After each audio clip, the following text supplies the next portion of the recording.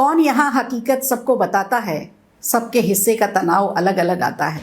मोहब्बत करने की, क्योंकि उसको नया नया महसूस हो रहा है, यार वो मुझे लड़की अच्छी लग रही है, उससे बैठ के बात तो करो। वो तो चाहती है कि मुझे रोज आई लव यू बोलो। वो बहुत मोहब्बत करता है भले, लेकिन जताता नहीं। इतनी महिलाओं को हार्ट अटैक से मौत होते हुए सुना है। पुरुष तो अपने पिताजी की डेथ पे भी नहीं, ये मेल पर्सन को रोने नहीं देती। बी अ मैन, मर्द को दर्द नहीं होता। तो कई लोग उसको बोल देते हैं आज तो बड़े फेमिनाइन हो रहे हो, सेक्सुअली उतना फिट नहीं था। हस्बैंड वाइफ का झगड़ा को हस्बैंड वाइफ का झगड़ा मान लिया जाता है, बच्चे की बात घर से बाहर न जाए। हाँ, हैप्पी रहने के लिए सबसे अच्छी बात यह है एक्सेप्ट करें। कौन यहाँ हकीकत सबको बताता है, सबके हिस्से का तनाव अलग अलग आता है। नमस्कार, मैं हूँ संगीता श्रीवास्तव। आज पॉडकास्ट के नए एपिसोड में नए मेहमान के साथ। तो जैसा कि मैंने पहली ही लाइन में बताया कि हम तनाव की बात आज करने वाले हैं, जो हमारे जीवन का, हमारे और आपके जीवन का एक हिस्सा बन चुका है। मानसिक तनाव से हम सब जूझ रहे हैं। किसी को अपनी बीमारी का तनाव है, किसी को अपनी किश्त जमा करने का तनाव है, किसी को बच्चों के फ्यूचर का तनाव है, तो कुछ लोगों को अपने करियर का तनाव है। अलग अलग तनाव है सबके साथ, और पूरी तरह से हम इस पर एक डिपेंड हो चुके हैं। इस तनाव से मुक्ति मिले तो हम अगले तनाव हमारे पास आ जाता है। इस तनाव से कैसे हम समाधान निकालें, कैसे अपने जीवन के से स्ट्रेस को बाहर करें, तनाव रहित जीवन कैसे जिएं। इस भागदौड़ की ज़िंदगी में तनाव तो ज़रूर हिस्सा बन चुका है, लेकिन समाधान भी इसके हैं। और समाधान क्या क्या हैं, ये सब जानने के लिए और यही बताने के लिए आज हम ये नया एपिसोड लेकर आए हैं। और हमारे साथ जो मेहमान हैं वो ख़ास मेहमान हैं, दीपा श्रीवास्तव जी हैं। नमस्कार दीपा जी। आपको बता दें, दीपा श्रीवास्तव जी साइकोलॉजिस्ट हैं, कारपोरेट ट्रेनर हैं, और गवर्नमेंट की तरफ से बहुत सारे ऐसे ट्रेनिंग सेंटर हैं जहाँ पर ये जाती हैं और लोगों को तनाव से जूझने के, तनाव से बचने के तरीके समझाती हैं। तो आज हमने भी सोचा अपने दर्शकों के लिए दीपा जी को बुलाया जाए, और जो दर्शक इस तनाव से मुक्ति चाहते हैं या इस तनाव में जी रहे हैं, तो उनके लिए भी शायद कोई एक रास्ता निकल आए। तो दीपा जी, बहुत बहुत स्वागत है आपका। बहुत धन्यवाद, आपने इस लायक समझा कि मैं कुछ चीज़ें शेयर कर पाऊँ। तो ये बहुत बड़ी बात है, क्योंकि हमारे पास बहुत सारी चीज़ें होती हैं और हम बहुत कम लोगों तक अगर उसे पहुंचा पाते हैं, तो हमें भी तनाव होता है कि भाई हम अगर इसको ठीक कर सकते हैं तो ज़्यादा लोगों तक पहुंचाएं। तो मुझे लगता है जाने वाला भी तनाव में आ जाता है। हाँ, तो मुझे लगता है, बिल्कुल मुझे लगता है कि आज वो मौका है कि मैं शायद आपके मार्फत बहुत सारे लोगों तक पहुंच पाऊंगी। और जो मैं सोचती हूँ इस बारे में, तनाव को कैसे दूर किया जाए, उससे कितना जूझा जाए, जैसे आपने बोला। जैसे मैंने आपके बहुत सारे प्रोग्राम्स अटेंड भी किए हैं, बहुत सारे वीडियोस आपके देखे हैं, और मुझे लगा कि अलग अलग तरह में, इवन कि अलग अलग प्रदेशों में आपका जाना होता है। तो वैसे सबसे पहले तो मैं यही जानना चाहूँगी कि किस तरह के प्रोग्राम्स रहते हैं आपके, और किन किन प्रदेशों में अभी तक आपने किए हैं। एक बहुत अच्छी बात यह है कि मैंने भारत के सभी प्रदेशों में काम किया क्या है। बात है, ऐसा कोई एक प्रदेश नहीं बचा है। मतलब साउथ में भी, जहाँ मुझे उनकी लैंग्वेज और उनको मेरी लैंग्वेज नहीं समझ में आती, फिर भी मैंने वहाँ पर अपने सेशन किए हैं। और बाकी नॉर्थ ईस्ट में और राजस्थान में और महाराष्ट्र में तो बहुत सेशन होते ही हैं। मेन मेरे क्लाइंट जो होते हैं वो PSU होते हैं। उनके जो एम्प्लॉयज़ होते हैं, स्पेशली उनके लिए मैं ट्रेनिंग प्रोग्राम ऑर्गेनाइज करती हूँ। और ज़्यादातर हम वहाँ पर जाते हैं और वहाँ जाकर के उनके प्रेमाइसेस में 3 दिन का, 4 दिन का, 2 दिन का सेशन करते हैं। और बहुत सारे सब्जेक्ट्स पर होते हैं ये, बिहेवियर से रिलेटेड। जिसमें तनाव सब्जेक्ट में होते हैं ना, तनाव जैसे मैंने भी बताया, हाँ, अलग अलग तरह के तनाव हैं जी। और उसके अलावा कुछ कॉलेजेस में भी होते हैं प्रोग्राम्स। और साथ ही मैं काउंसलिंग सेशन भी लेती हूँ, क्योंकि मैं एक साइकोलॉजिस्ट हूँ। तो मेरे पास भी बहुत सारे लोग आते हैं। अब क्योंकि मेरा जाना ऑल ओवर इंडिया में होता है, तो मेरे केसेस भी बहुत दूर दूर से भी आते हैं। और कोविड के बाद से तो मेरे पास फॉरेन से भी केसेस आने लगे हैं, तो वो सारे मैं फोनिक भी करती हूँ। तो पहले मुझे लगता नहीं था खुद भी कि फोनिक हो सकता है, मुझे लगता था 1 to 1 ही हो सकती है बात। और जब वो कोविड ने हम लोगों को बीच में रोका घर में, तो फोनिक भी सक्सेसफुल हुआ। तो कल ही मेरे पास एक केस दुबई से आया था, जो उसको मैंने फोनिक किया। फिर वो लोग बाई चांस इंडिया आए, तो कल मेरे पास आए। OCD का केस था, कल मैंने उसको काफी रिलीफ करा उसको। तो आप देखिए, भारत के कोने कोने में जाकर के इस तरह के सेशंस लेती हैं। किस तरह के लोग रहते हैं, मतलब ज़्यादा किस तरह का तनाव लोगों को परेशान करता है? किस तनाव से लोग ज़्यादा जूझ रहे हैं इस समय? हर एज ग्रुप का ना अलग तरह का तनाव होता है। जैसे बच्चे हैं वो अपने फ्यूचर को लेके तनाव में हैं। हम भी जब बच्चे थे, आप और हम एक एज ग्रुप के हैं। बच्चे से मतलब किस उम्र के लोग? जैसे फ्यूचर को लेकर के 12-13 साल से छोटे थे जब, तो हम तनाव जानते ही नहीं थे। आज 2 साल 3 साल का बच्चा भी तनाव जानता है। जैसे जैसे वो थोड़े से टीनेज में आते हैं, टीनेज से भी पहले ही 10-11 साल में भी बच्चे आजकल स्ट्रेस में आ जाते हैं, क्योंकि इसलिए नहीं कि उनको आपने और हमने कोई तनाव दिया है। अब तो पेरेंट्स बहुत समझदार होने लगे हैं, क्योंकि जो पेरेंट्स अब जो उस 10-11 साल के बच्चे के पेरेंट्स हैं वो बहुत यंग हैं, तो उनको आता है समझ में कि इनको बहुत ज़्यादा रेट रेस में नहीं ले जाना है। लेकिन बच्चा खुद से रेट रेस में है, ये मैंने देखा। जो चेंजेस आए पिछले 15 साल में और अब में जो अंतर आया, 15 साल पहले माँ बाप प्रेशर करते थे कि आपको अच्छे मार्क्स लाने हैं और ये भी करना है वो भी करना है, और बच्चा जो है वो सब तरह की फील्ड में चला जाए, क्रिकेट भी खेल ले और पेंटिंग भी कर ले। 15 साल पहले कुछ इस तरह का माहौल था। और अभी मैंने देखा कि माहौल बहुत बदला है पेरेंट्स की तरफ से। टीचर्स, स्कूल वाले जो हैं वो सब लोग बहुत कोऑपरेट करने लगे हैं, क्योंकि ट्रेनिंग्स दी जा रही हैं इस तरह की, गवर्नमेंट की तरफ से भी ट्रेनिंग्स दी जा रही हैं, और हर तरह के स्कूल में, चाहे वो गवर्नमेंट का स्कूल हो या प्राइवेट स्कूल। तो आपने अभी बताया कि जब हम लोग छोटे थे तो उस उम्र में लोग तनाव नहीं जानते थे, बच्चे तो खास करके तनाव नहीं जानते थे। अभी ऐसा क्या बदला कि बच्चे तनाव में आ रहे हैं? मतलब बच्चों की लाइफ में ऐसी क्या चीजें आई हैं? बच्चों की लाइफ में ना वो हर चीज है दुनिया की, क्योंकि पूरी दुनिया उनके हाथ में है, उनके हाथ में गैजेट्स हैं। तो क्या होता है कि वो भी अब उतने ही अवेयर हैं जितने हम अवेयर हैं। और दूसरी बात यह है कि एक कंपटीशन जैसा उनके अंदर मैंने देखा है अभी। जैसे आप कह रहे हैं कि अभी जो जेनजीज हैं, आज हमारे समय में तो जेनजीज क्या होता, हमें ये नाम भी नहीं दिए गए थे ये नाम देने पड़े हैं अभी। तो ये लोग जो है ना, इनका दायरा जो है वो देखने में तो बहुत सीमित है, क्योंकि वो अपने घर में है, वो बहुत फिजिकली बहुत फ्रेंडशिप में नहीं है किसी से, लेकिन उस गैजेट के साथ वो बहुत ज्यादा ओपन है। क्योंकि अकेले हैं इसलिए उनको कोई साथ चाहिए, तो गैजेट्स के साथ है। और मम्मी को भी काम है, पापा को भी काम है, और कितनी देर किसी बच्चे के साथ खेलेंगे। हम जब छोटे होते थे, या हमारे बाद की और पीढ़ियां भी, तो घर में 2 या 3 भाई बहन होते थे। कॉलोनी में कुल मिलाकर 20-25 बच्चे हमारी एज ग्रुप के होते थे, तो हम एक दूसरे से शेयर करते थे। हम अपने घर से बहुत ज्यादा दूर स्कूल नहीं जाते थे, तो हमारे जो स्कूल वाले फ्रेंड्स होते थे वो भी हमारे घर के आसपास होते थे, कॉलोनी के होते थे। और अब क्या है, बच्चा जा रहा है बहुत दूर स्कूल, क्योंकि उसको बेस्ट जो माँ बाप अफोर्ड कर सकते हैं उस तरह के स्कूल में भेज रहे हैं, तो हो सकता है 20 किलोमीटर दूर हो, तो 20-25 किलोमीटर दूर से सारे बच्चे उस स्कूल में आ रहे हैं। उस वजह से क्या होता है, इनके जो फ्रेंड्स होते हैं, जिनसे वाकई इनका फ्रेंडशिप हो जाती है, जिसके साथ उसको टाइम स्पेंड करना अच्छा लगता है, वो उसके पास नहीं है फिजिकली आफ्टर स्कूल या छुट्टी वाले दिन, जहाँ वो खेल सके या अपनी बात को शेयर कर सके। स्कूल में इतना टाइम नहीं है उनके पास, प्ले शेड्यूल बहुत टाइट होता है।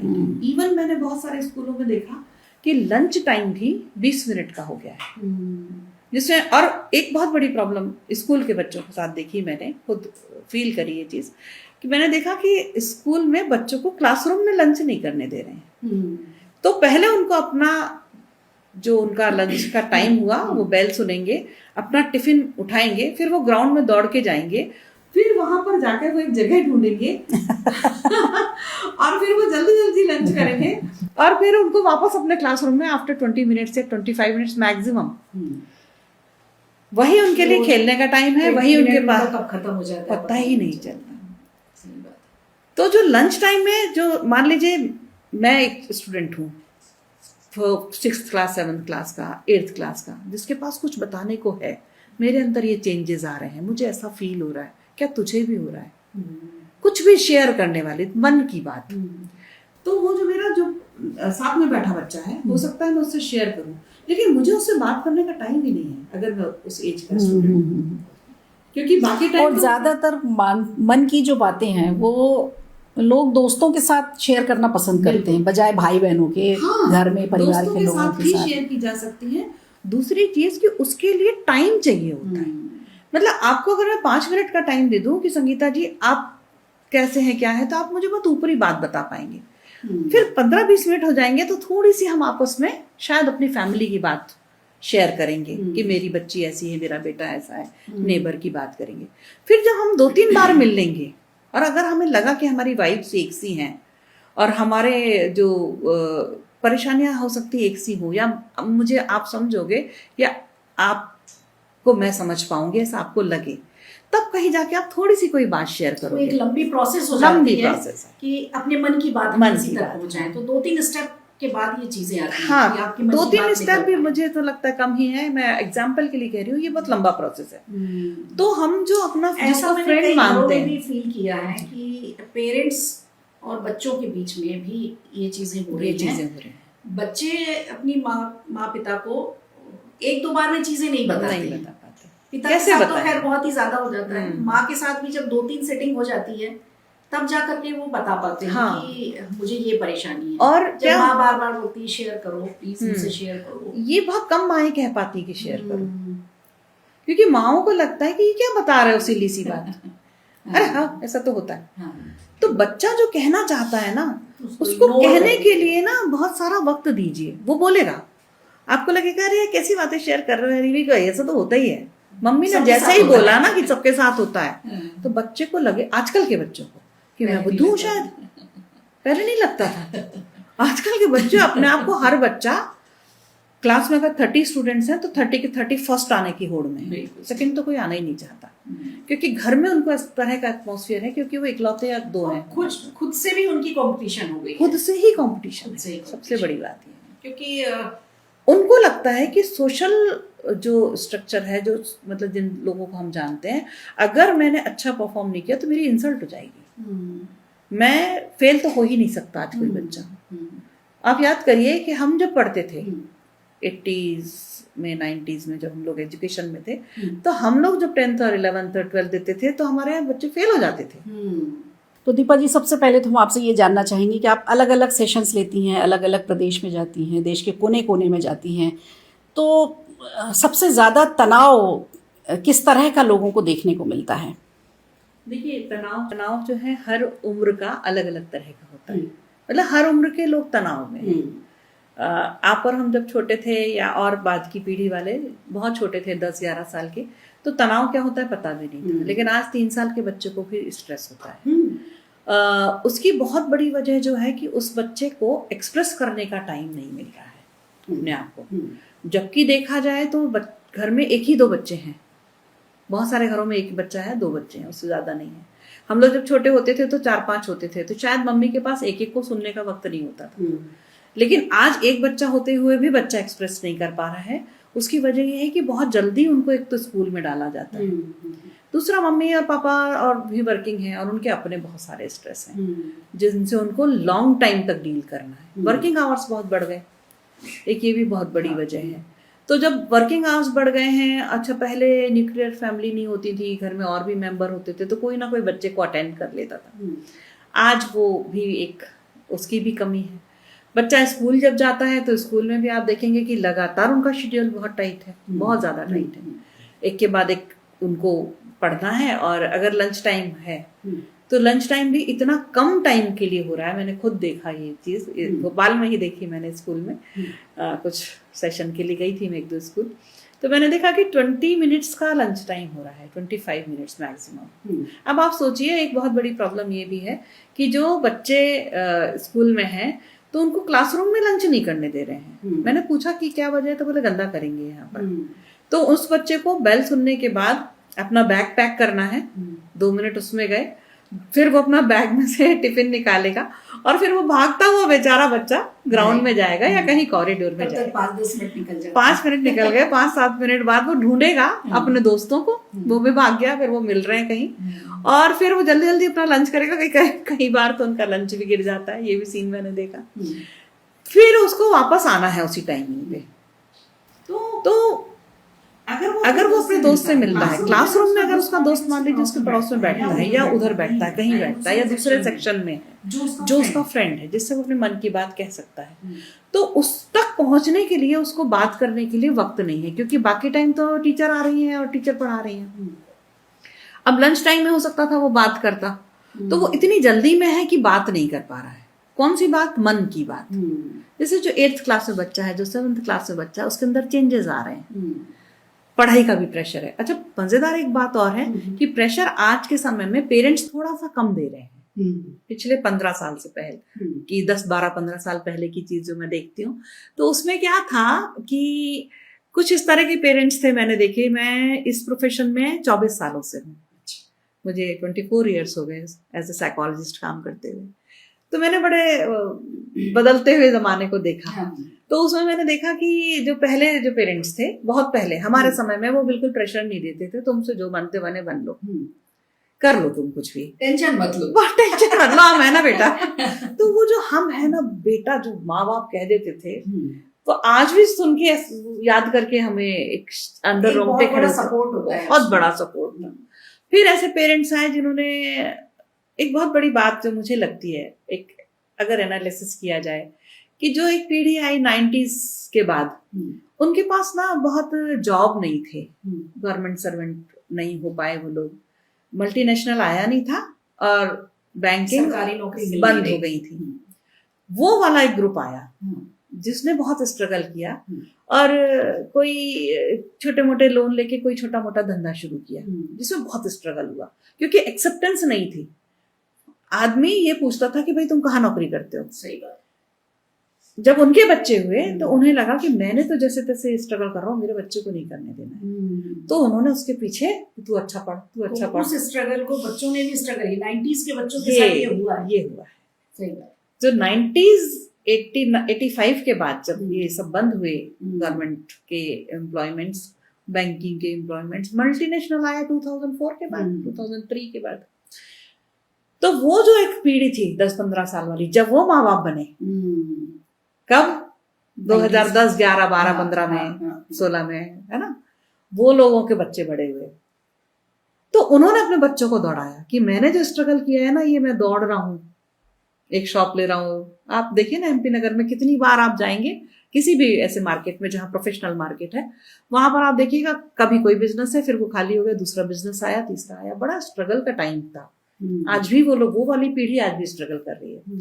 तो उन्होंने अपने बच्चों को किसी तरह बनाया कि भाई तू अच्छा बन जा। मल्टीनेशनल आया एकदम से, तो मल्टीनेशनल जैसे आया तो उन्हें लगा मेरा बच्चा अच्छा बन जाए, इंजीनियर बन जाए, हाई रैंक आ जाए, बड़ा पैकेज मिल जाए, तू तो सेटल हो जा, मैं तो देख लूंगा। भाई तो ये बहुत बड़ी एक मैंने देखा बहुत पास से कि क्यों माँ बाप प्रेशर देते। वो बेचारे गलत नहीं है, पर वो सोचते हैं कि चल तू पढ़ ले, पढ़ के मैं कुछ बन जा, नहीं तो तू गिटार ही बजा ले, शायद तू गिटारिस्ट ही बन जा, चल तू क्रिकेट ही खेल ले, तो एक क्रिकेटर ही बन जा, कुछ तो बन जा। क्योंकि जो मेरे माँ बाप कह देते थे ना कि मैं हूँ बेटा, आप चिंता नहीं करो, ये वाले माँ बाप नहीं कह पा रहे, क्योंकि इनको तो खुद ही स्ट्रगल कर रहे हैं। मालूम है हमें पेंशन नहीं मिलेगी, हम जो धंधा कर रहे हैं आज ही का कर पा रहे हैं, अगले 2 महीने अगर नहीं कमाए तो क्या खाएंगे।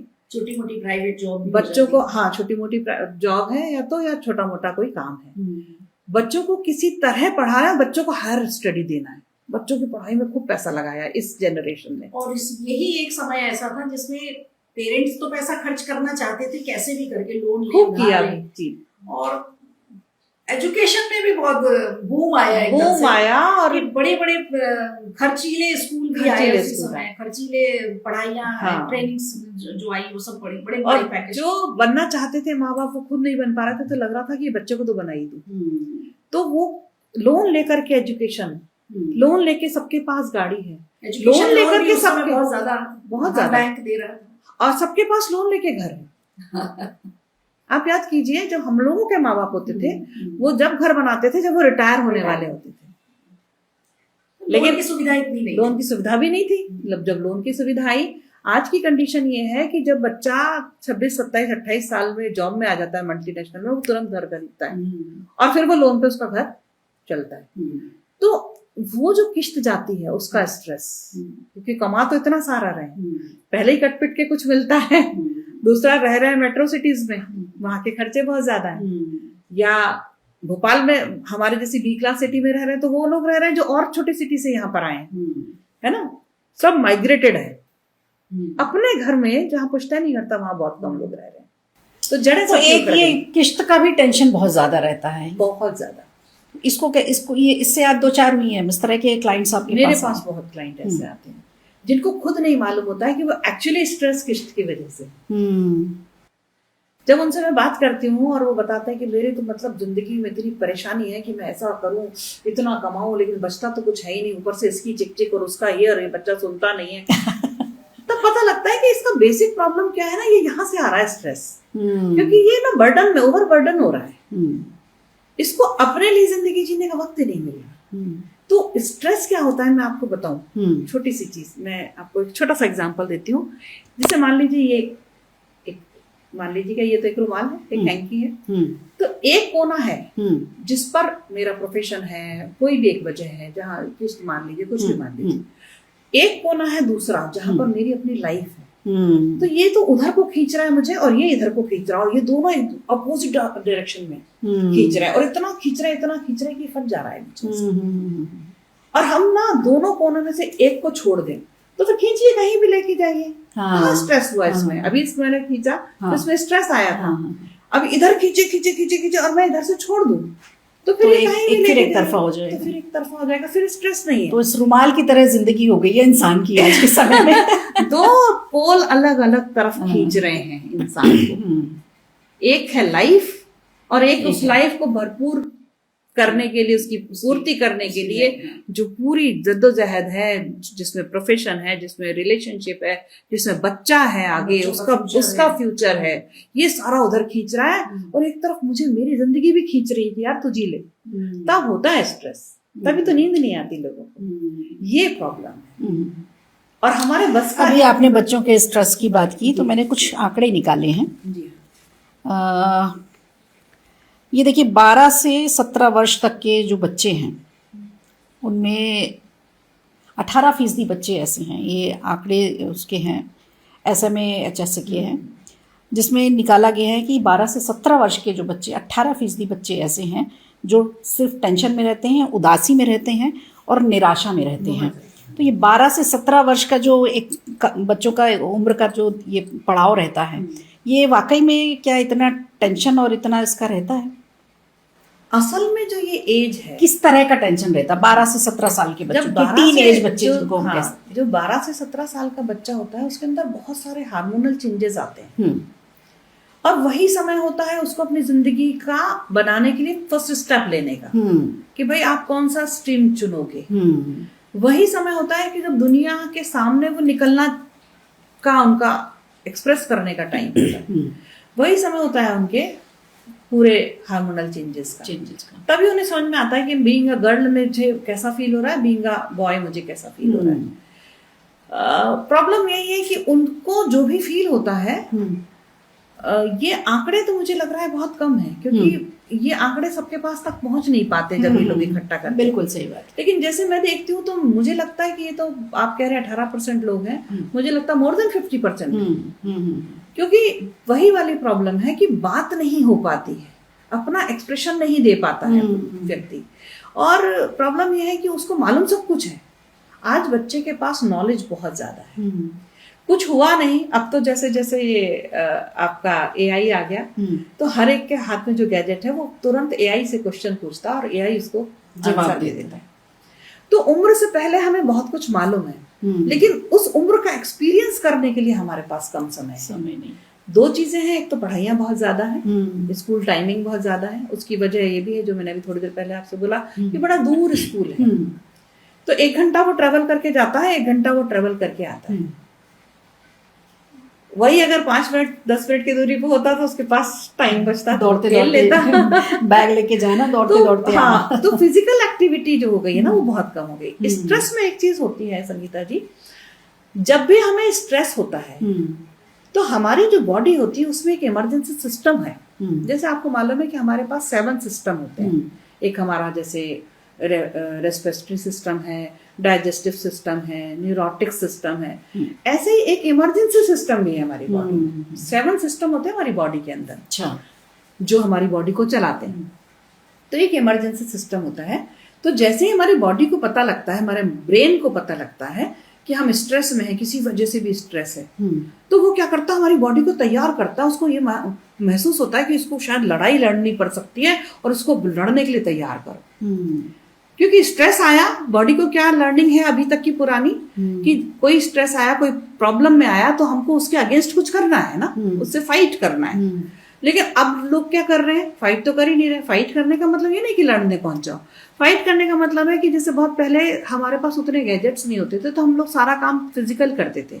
तो फिजिकल करने में जो हमारा स्ट्रेस में जो चीज हार्मोन्स और केमिकल्स बने वो कंज्यूम हो गए। अभी क्या हो रहा है, हम ड्राइव करके जा रहे हैं, पैदल नहीं चल रहे, हम घर के काम जो वो स्ट्रेस गाड़ी तेज चलाने में जाता है, स्ट्रेस गाड़ी तेज चलाने मैंने देखा है कई बार, और वहां पर निकलेगा वो। और मैंने तो ये भी देखा है बहुत हार्मफुल होता है, बहुत हार्मफुल है। ड्राइव करते जा रहे हैं, अबे तू मतलब उस पे बिना बात को, सर वो अपनी लाइन में जा रहा है, उसने हल्का सा कट किया, शायद आगे गड्ढा था, आपने भी कट किया लेकिन उसको एक गाली दे दी। ऐसा भी करते हैं लोग। स्ट्रेस आपको है, गाली आप वो निकल रहा है बिना बात के, समझ नहीं रहे, मतलब समझ के स्ट्रेस नहीं निकल रहा। दूसरी चीज, जो फाइट नहीं कर रहे, बैठे बैठे ले रहे हैं, सोच रहे हैं ऐसा कर देता तो ऐसा होता, वैसा होता तो वैसा हो जाता, उसने मुझे ऐसा बोल दिया, मैं बोल नहीं पाया, क्योंकि हमारे पास ना वो पावर नहीं है कि हम उसको समझा दे, बोल दें, हमारी वो पोजीशन नहीं है कई बार, है ना। जिसकी पोजीशन है वो तो दे रहा है स्ट्रेस, जिसकी पोजीशन नहीं है भड़ास निकालने की तो वो नहीं दे पा रहा, तो वो बैठा बैठा सोच रहा है। बच्चे हो, बड़े हो, आपके लेवल के हो, मेरे एज के हो और कम एज के हो, किसी भी एज के हो, किसी भी लेवल पर, तो उसमें क्या होता है कि वो स्ट्रेस निकालने की जगह, मतलब फिजिकल एक्टिविटीज की जगह कम हो गई। तो होता क्या है, जो हमारा इमरजेंसी सिस्टम है वो कुछ इस तरह का होता है कि हमारे जैसे ही पता चलता है हमारे लीवर को कि स्ट्रेस आया, तो वो ज्यादा ग्लूकोज बनाने लगता है, जबकि उसको क्या बनाना था, एंजाइम्स बनाना था हमारी बॉडी में। उसका काम क्या है, एंजाइम्स बनाना है। लेकिन वही एक फैक्ट्री है जहां पर चीजें बनती हैं। तो अभी उसको लगा कि इसके पास तो स्ट्रेस आया, तो स्ट्रेस आया, जैसे आपने देखा होगा कभी कोई स्ट्रेस में, तो अपन क्या करते हैं, उसको कहते हैं बैठो बैठो इसको जरा पानी दो, पानी पिलाते हैं थोड़ा सा ना, उसका क्यों हमें लगता है उसका गला सूख रहा होगा। मैं इसकी भी वजह बताती हूँ गला क्यों सूखता है। और हम क्या करते हैं, अच्छा, उसको सामने वाले को समझ में आ रहा है, जैसे उसका बिहेवियर है, जैसे मुझे गुस्सा बहुत तेज आ रहा है या मैं मिसबिहेव कर रही हूँ किसी के साथ में, तो सामने वाले को समझ में आता है कि ये ओरिजिनल नहीं है, ये गुस्से में है या कुछ हुआ है इसके साथ। लेकिन उसको कैसे पता चले कि मैं टेंशन में हूँ या मुझे तनाव हो रहा है, वो कैसे फील करे, उसको क्या पता चलता है? उसको नहीं पता चलता। जैसे मछली को नहीं पता चलता कि वो पानी के अंदर है, उसकी तो दुनिया वही है। हाँ। तो ऐसे ही जो स्ट्रेस के अंदर होता है उसको पता नहीं चलता कि मैं स्ट्रेस के अंदर हूँ, क्योंकि वो तो वो जस्टिफाई कर रहा है कि मैं सही हूँ। हर इंसान अपने को हर जगह सही मानता है। तो वो तो कह रहा है मुझे तो स्ट्रेस हो रहा है, क्योंकि स्ट्रेस नहीं है, ये तो वजह है इस तरह का बिहेव कर रही। तो ये तो बिहेवियर जो है उसको जस्टिफाई कर देता है। अब जो बॉडी का सिस्टम है वो अलग है। उसने क्या किया, शुगर, ग्लूकोज ज्यादा बनाना शुरू किया। मुंह सूखता है हमारे स्ट्रेस में। आप कभी भी स्ट्रेस में हो, आप खुद को ध्यान दीजिए, क्योंकि हमारा जो सांसों की जरूरत हमें ज्यादा होती है, ऑक्सीजन की जरूरत ज्यादा होती है। तो जो हमारा ये पाइपलाइन है जो लंग्स की तरफ जा रहा है, उसमें हमारा लार होती है, तो वो लार सूखती है जिससे ऑक्सीजन ज्यादा जा पाए। मान लीजिए मुझे एक बड़ा सा पत्थर उठाना है, या ये आपका इतना खूबसूरत फ्लावर पॉट है, आपने कहा कि दीपा इसको उठा के उधर रख दो, और मैं इसको उठाऊंगी तो मैं यूं ही नहीं उठा के रख दूंगी जैसे मैंने इस कप को उठा के इधर रख दिया, ये हैवी है, तो मुझे क्या करना पड़ेगा, इसको उठाने के लिए सांस भरनी पड़ेगी, तब मैं इसको उठाऊंगी। मतलब मैंने अपने अंदर सांस भर के, ऑक्सीजन भर के पावर क्रिएट करी अपने अंदर, और फिर मेरे अंदर एक पावर आएगी, तब मैं किसी हैवी चीज को उठा के वहां रख दूंगी। ऐसे ही हमें किसी भी चीज के लिए फाइट करने के लिए पावर चाहिए होती है। तो वो पावर जनरेट हो, उसके लिए हमारी लार अपने आप सूख जाती है, जिससे पाइप, देखिए कोई गीला पाइप होगा तो उसके अंदर हवा कम जाएगी, सूखा पाइप होगा तो हवा पूरी जाएगी 100%, तो इसलिए मुंह सूखता है। ऐसे ही हमारा एक इंडोर्फिन नाम का एक हार्मोन होता है, केमिकल होता है, वो तेजी से बनने लगता है। क्यों बनने लगता है कि जैसे मान लीजिए फाइट होगी तो पेन होगा, मान लीजिए कोई लड़ाई हो गई, हम लोग पहले बहुत लड़ते थे, अब भाई बहन लड़ते थे, आजकल सिबलिंग्स नहीं लड़ते घर में।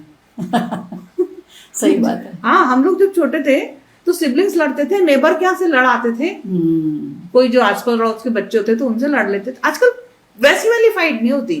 तो मैं कॉलेज में पढ़ती थी, तो हमारा कोएड कॉलेज था, तो कोएड कॉलेज में अक्सर जैसे लड़कों में लड़ाई हो जाती थी, तो हम लड़कियों का ये काम होता था कि जब दो लड़कों में लड़ाई हुई तो हम लोग एक को खूब बकअप करते थे, एक हमारा फ्रेंड होता था और एक नहीं होता था, एक हम फ्रेंडशिप होती थी उससे, तो हम लोग मार मतलब हम लोग जैसे तो मुझे वो किस्सा याद आता है। एक बार हमारे कॉलेज में लड़ाई हो रही थी, तो वो लोग पता नहीं कहाँ से चेन वेन ले आते हैं, उनके पास होता था कुछ लड़कों के पास, उन्होंने मारा वारा, और हमारा जो फ्रेंड था वो बेचारा पिट गया हुआ था। जब वो पिट गया ना तो उस समय हम लोग कह रहे यार उसके खून निकल रहा, मत कर। हम लोग सर आ गए, प्रोफेसर आ गए, सबने मिलकर उन लोगों को अलग किया।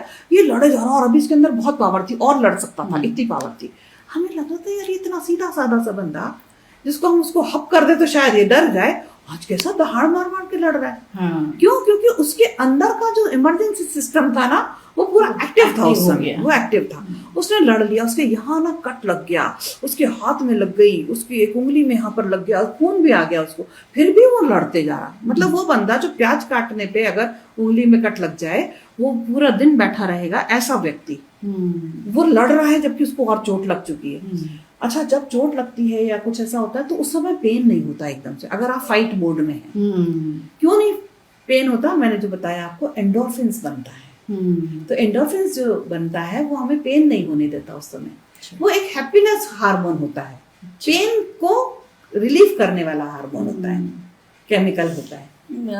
शायद ब्रेन को पता होता है कि ब्रेन अपने लिए कर रहा है, मैं अपने लिए कर रहा हूँ। ब्रेन हमारे बचाव के लिए है। जैसे डर है ना, कि डर हमारे को बचाता है। मान लीजिए छोटा सा बच्चा है और वो सीढ़ी से चलते चलते आया, तो हमारे ब्रेन को मालूम है कि ये गिर जाएगा, तो उसको बचाने के लिए डर नाम का एक इमोशन दिया है। तो ये इमोशन है तनाव भी।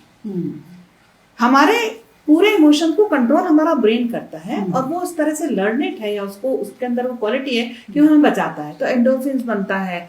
हमारे जो रेड ब्लड सेल्स होते हैं, वाइट ब्लड सेल्स जो होते हैं, उनकी भी संख्या में अंतर पड़ता है।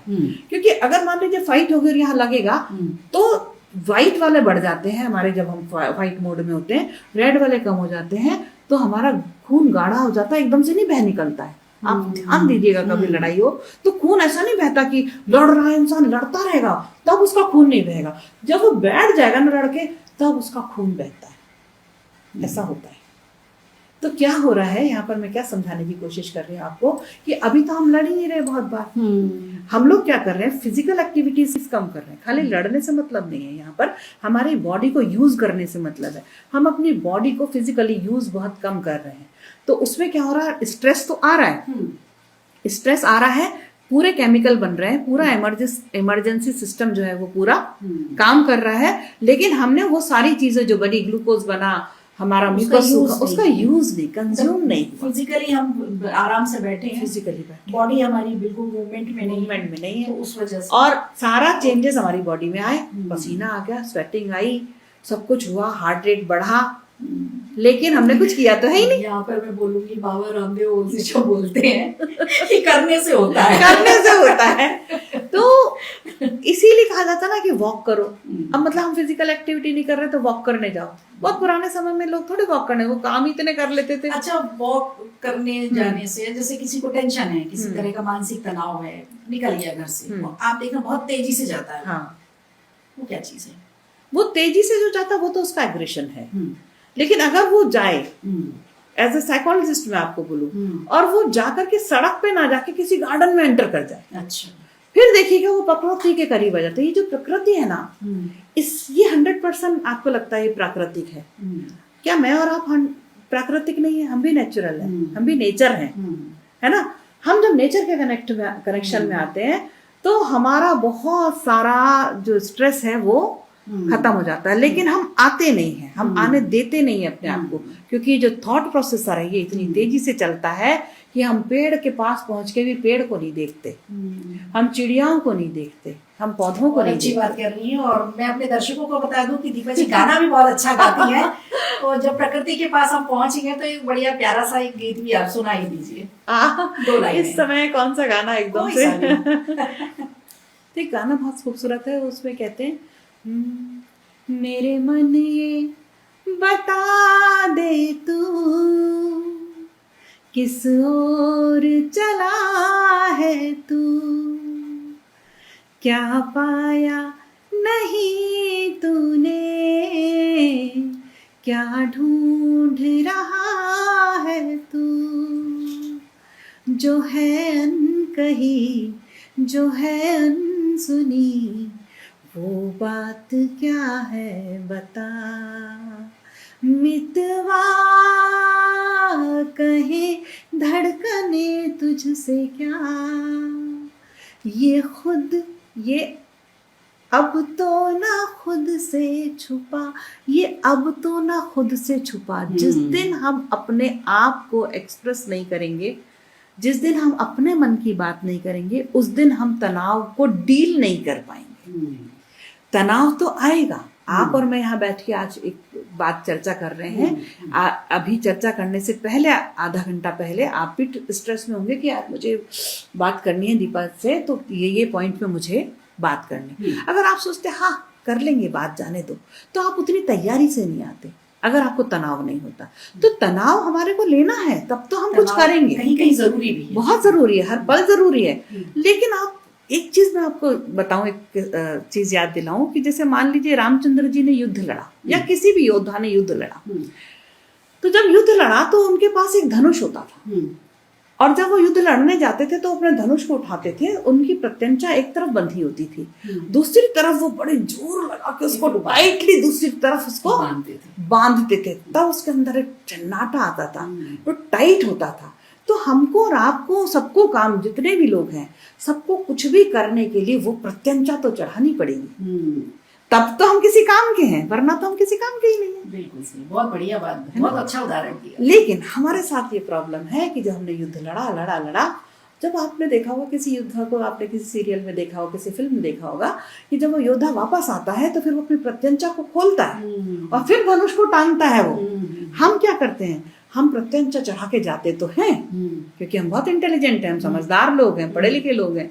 नहीं भी पढ़े लिखे हो तो जिस भी काम के लिए जा रहे हैं हम प्रत्यंचा चढ़ाते हैं अपनी, और जब काम पूरा कर लेते हैं और घर आते तो प्रत्यंचा को खोलते नहीं है अपनी, मतलब दिमाग से उस चीज को रिलीज नहीं करते हैं, और फिर बैठ जाते एक जगह और फिर उसके बारे में हम एनालिसिस करते रहते हैं कि ऐसा हुआ, वैसा हुआ, ऐसा हो गया, और हम और स्ट्रेस में आते हैं, हम अपने अंदर बड़बड़ाहट में रहते हैं। ये जो थॉट प्रोसेसर है ये चलता रहता है, यहाँ तक कि नींद में इंसान चला जाता है और वो सोचता रहता है, और इतना सारा जो उसका जो है अनकही, जो है अनसुनी, जो भी मैंने आपको सुनाया, वो बात क्या है बता, उस पर बात नहीं हुई, वो मन में कुछ चीजें रह गई, तो जो मन में रह गई वो नॉक कर रही है अंदर से, तो वो स्ट्रेस दे रही है। तो बहुत जरूरी है कि रोज प्रत्यंचा चढ़ाइए, लेकिन इवनिंग आवर्स में रोज प्रत्यंचा को खोलना भी सीखना है, तब आप स्ट्रेस को मैनेज कर पाएंगे। इसको स्ट्रेस मैनेजमेंट कहते हैं। स्ट्रेस तो आएगा ही, जिसको स्ट्रेस नहीं है वो नपुंसक कहलाता है, ये बहुत बड़ी बात है। तो हर हालत में स्ट्रेस आएगा, उसको खोलना भी आना चाहिए।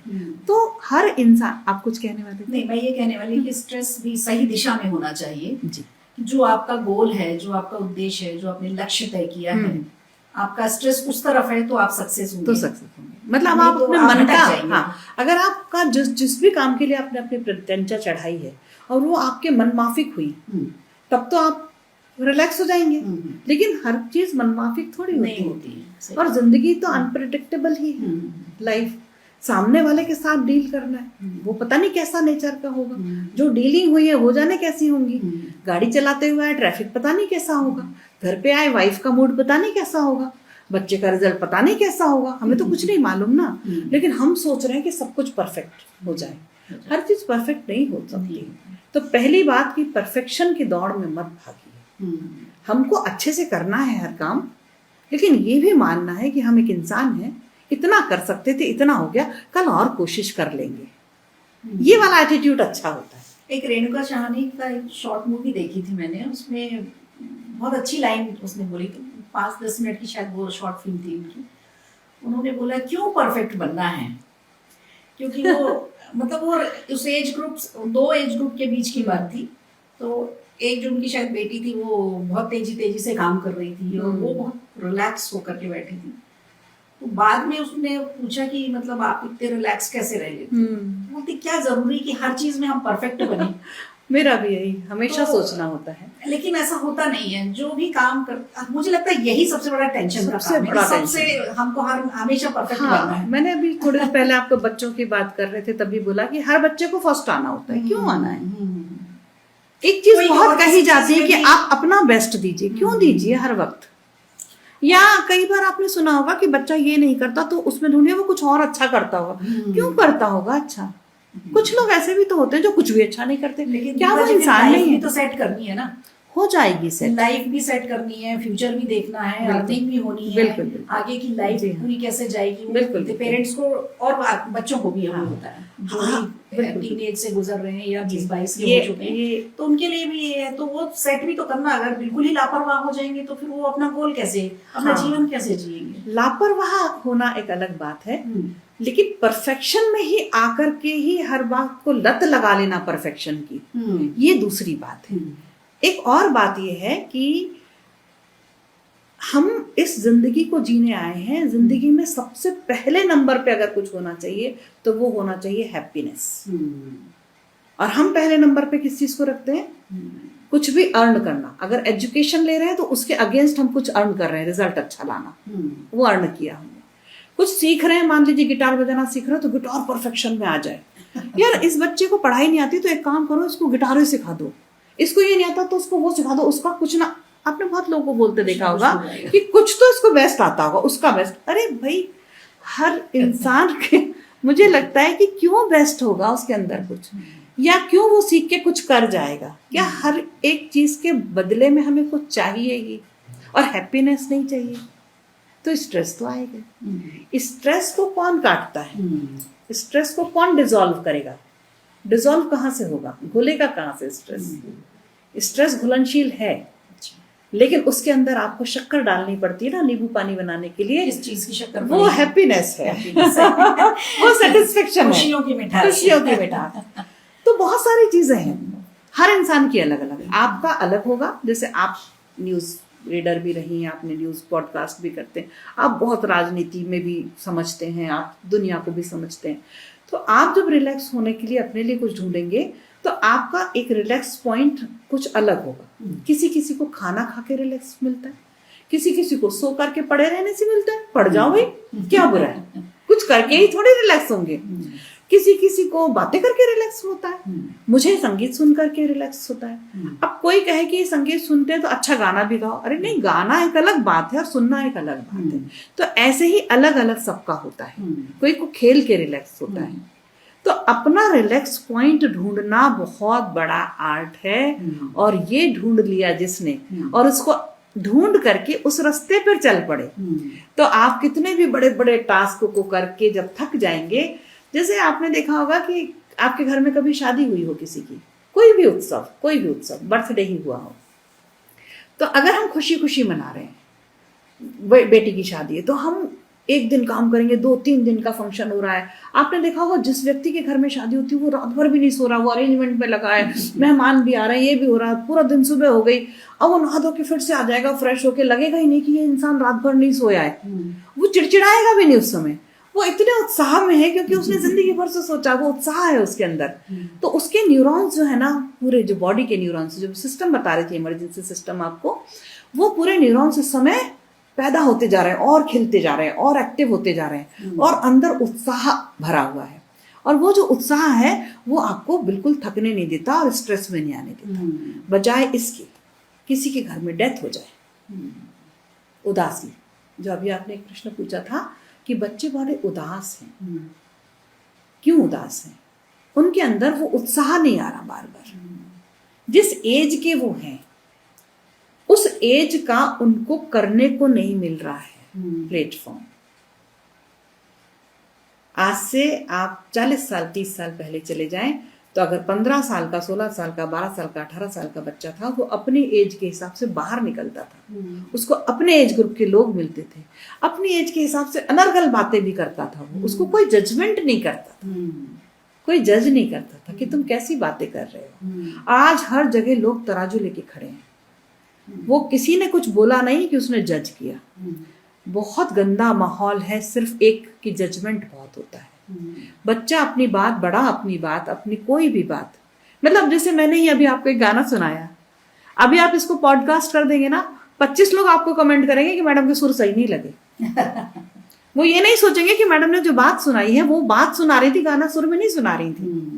इतना जजमेंट है आज दुनिया में, और ये जो जजमेंट है ना दूसरे का, ये हमें स्ट्रेस में लाता है। और जो 12 से 17-18 साल के बच्चे हैं वो उस जजमेंट में सबसे ज्यादा उन पे नजर कैमरे रहते हैं, फैमिली के, सोसाइटी के, टीचर्स के, आगे क्या स्ट्रीम चुननी है उसके, हर कोई पूछेगा और बेटा बड़े होके क्या बनना चाहते हो, क्या लेना है, सब्जेक्ट लेने जा रहे हो। इस समय वो प्रेशर में रहता है, जबकि उसकी उम्र क्या है, उसकी उम्र है खेलने की, इश्क करने की, मोहब्बत करने की, कि उसको नया नया महसूस हो रहा है, बॉडी में चेंजेस आ रहे हैं, यार वो मुझे लड़की अच्छी लग रही है।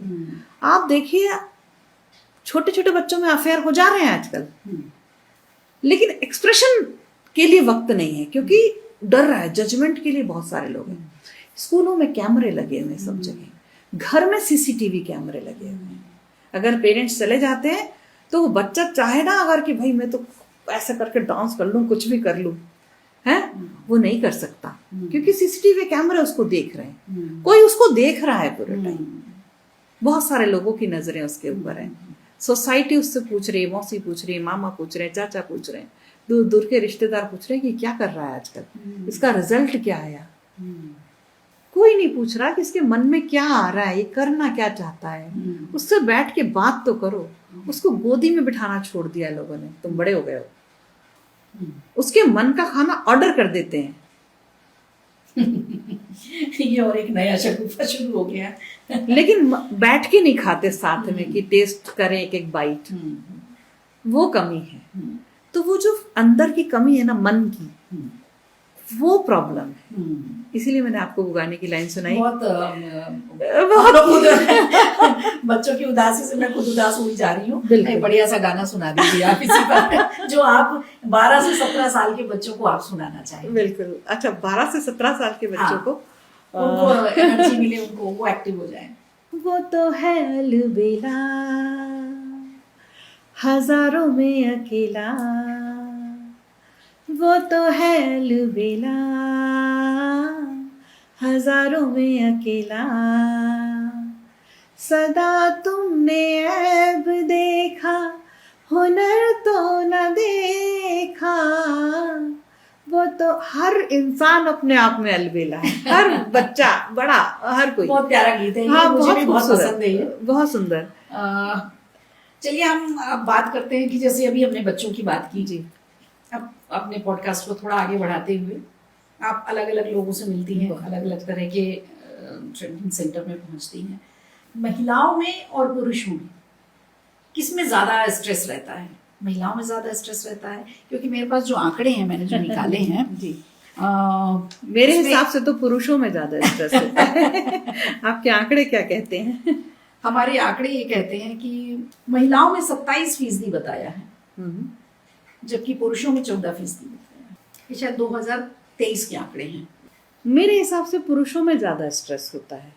मुझे नहीं मालूम ये आंकड़े किस मैं इसीलिए कह रही हूँ कि ये जो तरीके से लिए गए हैं, हाँ, वहां से लिए। और आप चूंकि प्रैक्टिकल ग्राउंड लेवल पर जाकर के काम करती हैं, तो यही समझना चाह रही हूँ कि ये जो आंकड़े हैं क्या ये सच हैं, या फिर आपको कुछ और दिखता है उसमें? हाँ, मुझे बहुत कुछ अलग दिखता है। मुझे ऐसा लगता है कि महिलाएं बहुत एक्सप्रेसिव होती हैं। महिलाओं के पास, आजकल की महिलाओं के पास टास्क बहुत ज़्यादा है। शायद ये उस तरीके से ये आंकड़े निकाले गए होंगे, क्योंकि उनके लिए घर भी और बाहर भी और सोसाइटी भी और प्रोफेशन भी सभी कुछ टास्क है। तो वो बहुत सारे टास्कों को लेके अगर कोई चलता है तो डेफिनेटली उसको स्ट्रेस होता है। लेकिन उसके बावजूद भी आपको मैं एक प्रश्न पूछूं कि अर्ली एज में 55 से पहले की एज में आपने कितनी महिलाओं को हार्ट अटैक से मौत होते हुए सुना है? आप बताइए, आपकी पहचान में, आपके रिलेटिव्स में, दूर दूर तक शायद एक आध। और 55-60 की एज में कितने पुरुषों को आपने हार्ट अटैक से मौत सुनी है? आपकी क्या, हर एक की लिस्ट में कई कई लोग होंगे। सही बात। क्यों? इसकी एक बहुत बड़ी वजह है। स्ट्रेस क्यों होता, मतलब हार्ट अटैक क्यों होता है? हार्ट में ब्लॉकेजेस आते हैं। क्यों आते हैं? कोलेस्ट्रॉल बढ़ता है। कोलेस्ट्रॉल क्यों बढ़ता है? स्ट्रेस की वजह से बढ़ता है और लाइफस्टाइल गड़बड़ होने की वजह से होता है। महिलाएं क्या करती हैं, हमारे यहाँ तो बहुत अच्छा कल्चर है हमारे इंडिया में कि थोड़े थोड़े दिनों बाद कोई त्योहार आता है। अभी हरतालिका तीज आ जाएगी, गणेश जी बैठेंगे, अभी हरियाली तीज आई, गौर महादेव बनाए, उनकी पूजा करी, हरे हरे कपड़े पहन लिए। तो ये सारी चीजें ना आपको एक्टिविटीज करने में, एक्टिव होने में सहयोग करते हैं। उसके बाद मान लीजिए मैं आपसे मिली, थोड़ी देर आपसे बैठ के बात की, बात करते हुए मैंने अपनी कुछ बात बताई। कुछ नहीं तो घर में जो मेड आती है ना, हम महिलाएं उससे भी बात कर लेते हैं। वो आके पूछेगी दीदी आज क्या हो गया, आज आपका चेहरा उतरा हुआ है। कुछ नहीं यार, तेरे भैया हमेशा ऐसा बोल देते हैं कुछ भी। हाँ भैया आजकल बहुत करने लगे हैं, आप भी बोला करो दीदी, आप सीधी हो। उसी से अपने मन की बात कह ली। घर में बीच में मान लीजिए मॉर्निंग में हस्बैंड वाइफ में लड़ाई हुई, किसी बात पे होती है, तो रोज होगी भाई, दो लोग एक साथ रहेंगे तो मतभेद भी होंगे।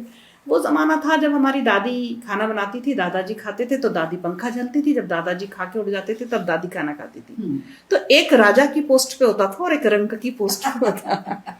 तो उनके बीच में वो वार्तालाप भी नहीं होती थी। होती थी तो वो दिन की चलती थी, वो चलाते थे, दूसरा सिर्फ उसको एग्जीक्यूट करता था। तो उनके बीच में कोई मतभेद भी नहीं होते थे, क्योंकि मत ही नहीं होता था। आज मत हम मेरा भी है, मैं भी अपने हस्बैंड के जितनी पढ़ी लिखी हूँ उतना अर्न करती हूँ, कभी तो उनसे ज्यादा भी कर लेती हूँ, है ना। तो मैं अपनी बात पूरे उससे रखती हूँ। जब पूरे उससे रखते हैं तो क्लैशेस भी आते हैं। तो इस वजह से रिलेशनशिप में आज हर लड़की कमा रही है, नहीं भी कमा रही तो अच्छी पोजीशन पे है। जरूरी नहीं है कि आप पैसा ही अर्न करो, बाकी भी बहुत तरीके से आप कुछ ना कुछ करते हो, तो वो आप रंक की पोस्ट पे नहीं हो, सेलेब्रिटी में नहीं हो, है ना, प्रिजनर्स टाइप नहीं रह रहे हो। तो क्या होता, बात कहते हैं। जब बात कहोगे, कोई बात हुई तो अपना कोई भी व्यू रखा तो उसमें क्लैशेस भी आएंगे। क्लैशेस आएंगे तो लड़ाई बढ़ भी जाती है, क्योंकि कोई भी चुप होने को तैयार नहीं है। दोनों अपने पूरी बात रखेंगे, कोई भी पीछे हटने को, बैकफुट होने को कोई तैयार नहीं। बच्चा भी तैयार नहीं, आज तो घर के हस्बैंड वाइफ की तो क्या ही बात करें। तो उसके बावजूद भी अभी भी महिलाएं अपनी बात कह लेती हैं और रो लेती हैं। पुरुष तो अपने पिताजी की डेथ पे भी नहीं रोते। मैंने अभी एक बहुत रिसेंटली एक डेथ देखी, तो पिताजी उसके एक्सपायर हो गए। लड़का कम से कम 30-35 साल का था, वेल सेटल्ड, बच्चे सब वेल सेटल्ड। पापा जी गुजर गए। जब पापा जी ने पैदा करके इतना बड़ा किया तो पापा जी के साथ सेंटिमेंट्स तो होंगे, दुख तो हो ही रहा होगा।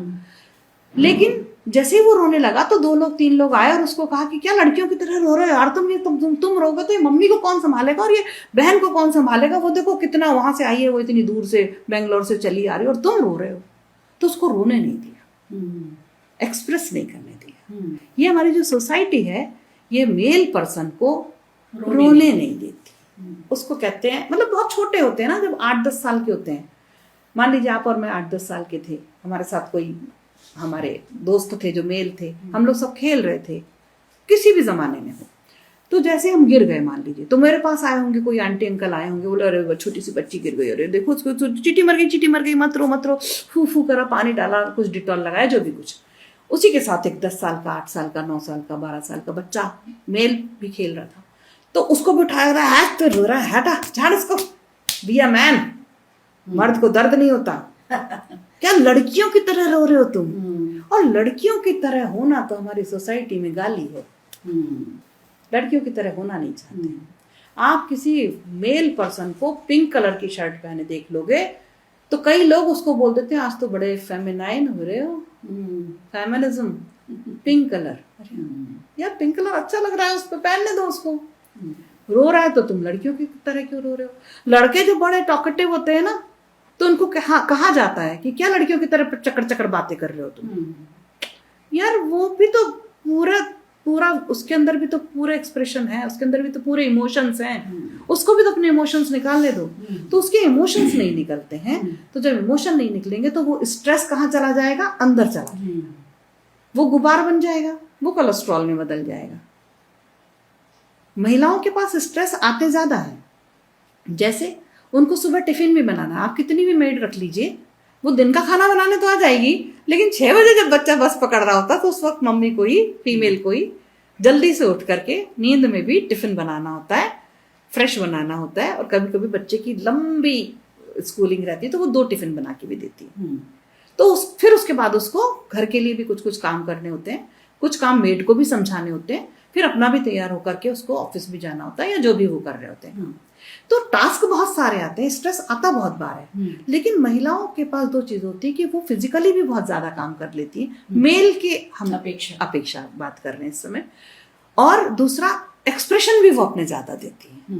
हस्बैंड वाइफ में भी लड़ाई हो जाएगी तो जो महिला है वो रो लेगी, या चिल्ला देगी, और मेल जो है ना मस्त करके रह जाएगा हाथ भेज के, वो नहीं रो पाएगा, वो कह नहीं पाएगा बहुत बार, बल्कि ये कह देगा कि तुम रोती बहुत हो। वो कहेगा हाँ हम तो हमारे दर्शक पॉडकास्ट सुन रहे होंगे तो वो बिल्कुल कहेंगे एक तरफा बात कर रही है दीपा जी। हाँ, तो एक्सप्रेशन की बात होती है, एक्सप्रेस करने की बात होती है। कोई भी बात हुई, आप अगर उसको एक्सप्रेस कर देते हैं, वो मेल है चाहे फीमेल है, तो स्ट्रेस अंदर की तरफ नहीं जाता, बाहर निकालना, चाहे मेल हो या फीमेल, चाहे मेल हो चाहे फीमेल। पर हमारी सोसाइटी ऐसी, जैसे मैंने बताया, कि रोने नहीं देते हैं। तो एक बात ये भी समझ में आती है कि जैसे एक बच्चा है 8-10 साल से, जैसे हमने कहा कि रोने नहीं दिया जाता, उसको मर्द को दर्द नहीं होता, ये सिखाया जाता है। इसका असर क्या फिर उसकी फैमिली लाइफ में, जब वो हस्बैंड वाइफ बनते हैं, उनकी मैरिड लाइफ शुरू होती है, उसका असर क्या उस लाइफ में देखने को मिलता है? बहुत ज़्यादा। आपने देखा होगा कि जो बड़े ऐसे हो जाते हैं ना, जिनको वाकई दिखते हैं बड़े स्ट्रॉन्ग से, जो अगर बहुत एक्सप्रेसिव है, जो बड़े टॉकेटिव हैं, और जो बातों को कर रहे हैं, ग्रुप्स में बैठ रहे हैं, कजिन्स के बीच में बैठ रहे हैं, वो अपनी वाइफ के साथ भी बहुत टाइम स्पेंड करेंगे। लेकिन कुछ होते हैं जिनको मर्द को दर्द नहीं होता, वो बड़े रिजिड से हो जाते हैं, सीरियस होना उनको अच्छा लगने लगता है, उनको ऐसा समझा दिया जाता है सोसाइटी में कि तुमको बड़ा सीरियस रहना है, तुमको बहुत स्ट्रांग होना है। वो स्ट्रांग हो जाते हैं तो डेफिनेटली फिर वो एक्सप्रेसिव नहीं होते।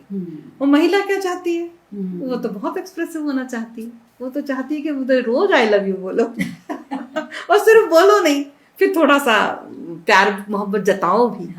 वो बहुत मोहब्बत करता है भले, लेकिन जताता नहीं है कई बार। तो उस तरह के जो मेल होते हैं उनमें प्रॉब्लम आती है। अच्छा, ऐसा भी नहीं है कि जो मेल पर्सन, मैंने ऐसे भी देखे हैं, बड़े करीब से भी देखे हैं ऐसे लोगों को, कि जो बहुत एक्सप्रेसिव नहीं होते दुनिया में, अपनी वाइफ के साथ बहुत एक्सप्रेसिव होते हैं। तो वो कहाँ खुलेगा उसका ताला, इसका भरोसा नहीं है। इंसान है, इंसान का आप इसका कुछ भी कह नहीं सकते हैं। ये बहुत अनप्रिडिक्टेबल होते हैं, बिहेवियर जो होते हैं वो बहुत अनप्रिडिक्टेबल होते हैं। कौन व्यक्ति आपके सामने कैसा भी होगा और उसके सामने कुछ और ही होगा। और मजेदार बात, ये कैमरे के सामने कुछ और होगा, आईने के सामने कुछ और होगा, और अकेले में कुछ और ही होगा। और हर इंसान को ये मालूम है कि सामने वाले के साथ कैसी बात करनी है, तो वहां वो बड़ा पॉलिश्ड भी होगा, और बाद में जाके पता लगा बिल्कुल अलग है वो। तो इंसान का बिहेवियर जो है वो आप प्रिडिक्ट नहीं कर सकते, वो कहाँ कैसा होगा। सही बात है। अब जैसे बहुत सारे केस लिए होंगे आपने, अभी आपने बताया, हमने टेलीफोनिक भी किया, कोई ऐसा केस आपके सामने आया कभी कि ऐसा लगे कि नहीं यार इसका होना चाहिए, ठीक, बहुत क्रिटिकल केस हुआ हो और उसका सोल्यूशन भी निकला हो, कोई ऐसा केस है? हाँ, एक केस मेरे पास आया था जिसको मुझे लेते समय ही लगा था कि ये तो सॉल्व नहीं हो सकता। अच्छा। मतलब मुझे ऐसा लगता था कि नहीं यार, ये सॉल्व कैसे होगा, इसकी तो कोई मुझे कहीं से कुछ पोल ही नहीं दिख रहा जहां से मैं पकड़ के की तरफ चल पड़ूं। तो जो हस्बैंड वाइफ का ही केस था, 2 बच्चे भी थे उनके, और बड़ा ही अजीब सा केस था, आपको सुनने में भी शायद अजीब लगे, कि जो हस्बैंड था वो उतना फिजिकली, वो सेक्सुअली उतना फिट नहीं था। अच्छा। अब हस्बैंड वाइफ के केस में एक चीज होती है कि रिलेशनशिप में बहुत बड़ा रोल प्ले करता है उनका सेक्सुअल पार्टनरशिप। वो बहुत बड़ी चीज है, क्योंकि शादी इसीलिए होती है, खाली साथ रहने के लिए तो फ्रेंड्स के साथ भी रह लेते हैं। तो वो नहीं था ऐसा। तो जब ये वाइफ उसके घर आई, 12-13 साल हो गए थे उसकी शादी को जब वो केस मेरे पास आया, तो जब वाइफ को समझ में आया, 12-13 साल हो गए, 12-13 साल बाद वो मेरे पास केस आया उनकी शादी के। इस बीच उनके 2 बच्चे भी हो गए। तो मुझे जब केस मिला तब मुझे ये पता लगा कि जो वाइफ ने आके मुझे बताया कि ये फिजिकली फिट नहीं है। तो मुझे लगा कि पहले होंगे, अब ये बीमार हो गए। डॉक्टर के पास नहीं गई? हाँ, बहुत बार वो डॉक्टर के पास गई और डॉक्टर से उन्होंने ट्रीटमेंट भी कराया। तो क्या होता है, जो सेक्सुअली बहुत फिट नहीं होता है, लेकिन ऐसा नहीं कि वो निल ही हो हमेशा, वो स्लो हो सकता है, उसका टाइम पीरियड ज्यादा हो सकता है, या वो उतना एग्रेशन के साथ नहीं कर पाता है कोई अपना फिजिकल सेक्सुअल एक्टिविटी को। लेकिन ऐसा भी नहीं कि वो निल हो। ऐसे कुछ लोग होते हैं जो बिल्कुल निल होते हैं, लेकिन कुछ लोग होते हैं जिनके अंदर ये पावर कम होती है, फिजिकल पावर कम है, अलग। तो उसने ट्रीटमेंट कराया, डॉक्टर के पास गया, वो ट्रीटमेंट कराया, और ट्रीटमेंट उसने बड़े अच्छे से लिया भी, और फिर अपनी वाइफ के साथ बहुत अच्छे से रहने की कोशिश करी। इसी का परिणाम था कि एक बच्चा भी पैदा हुआ उनको।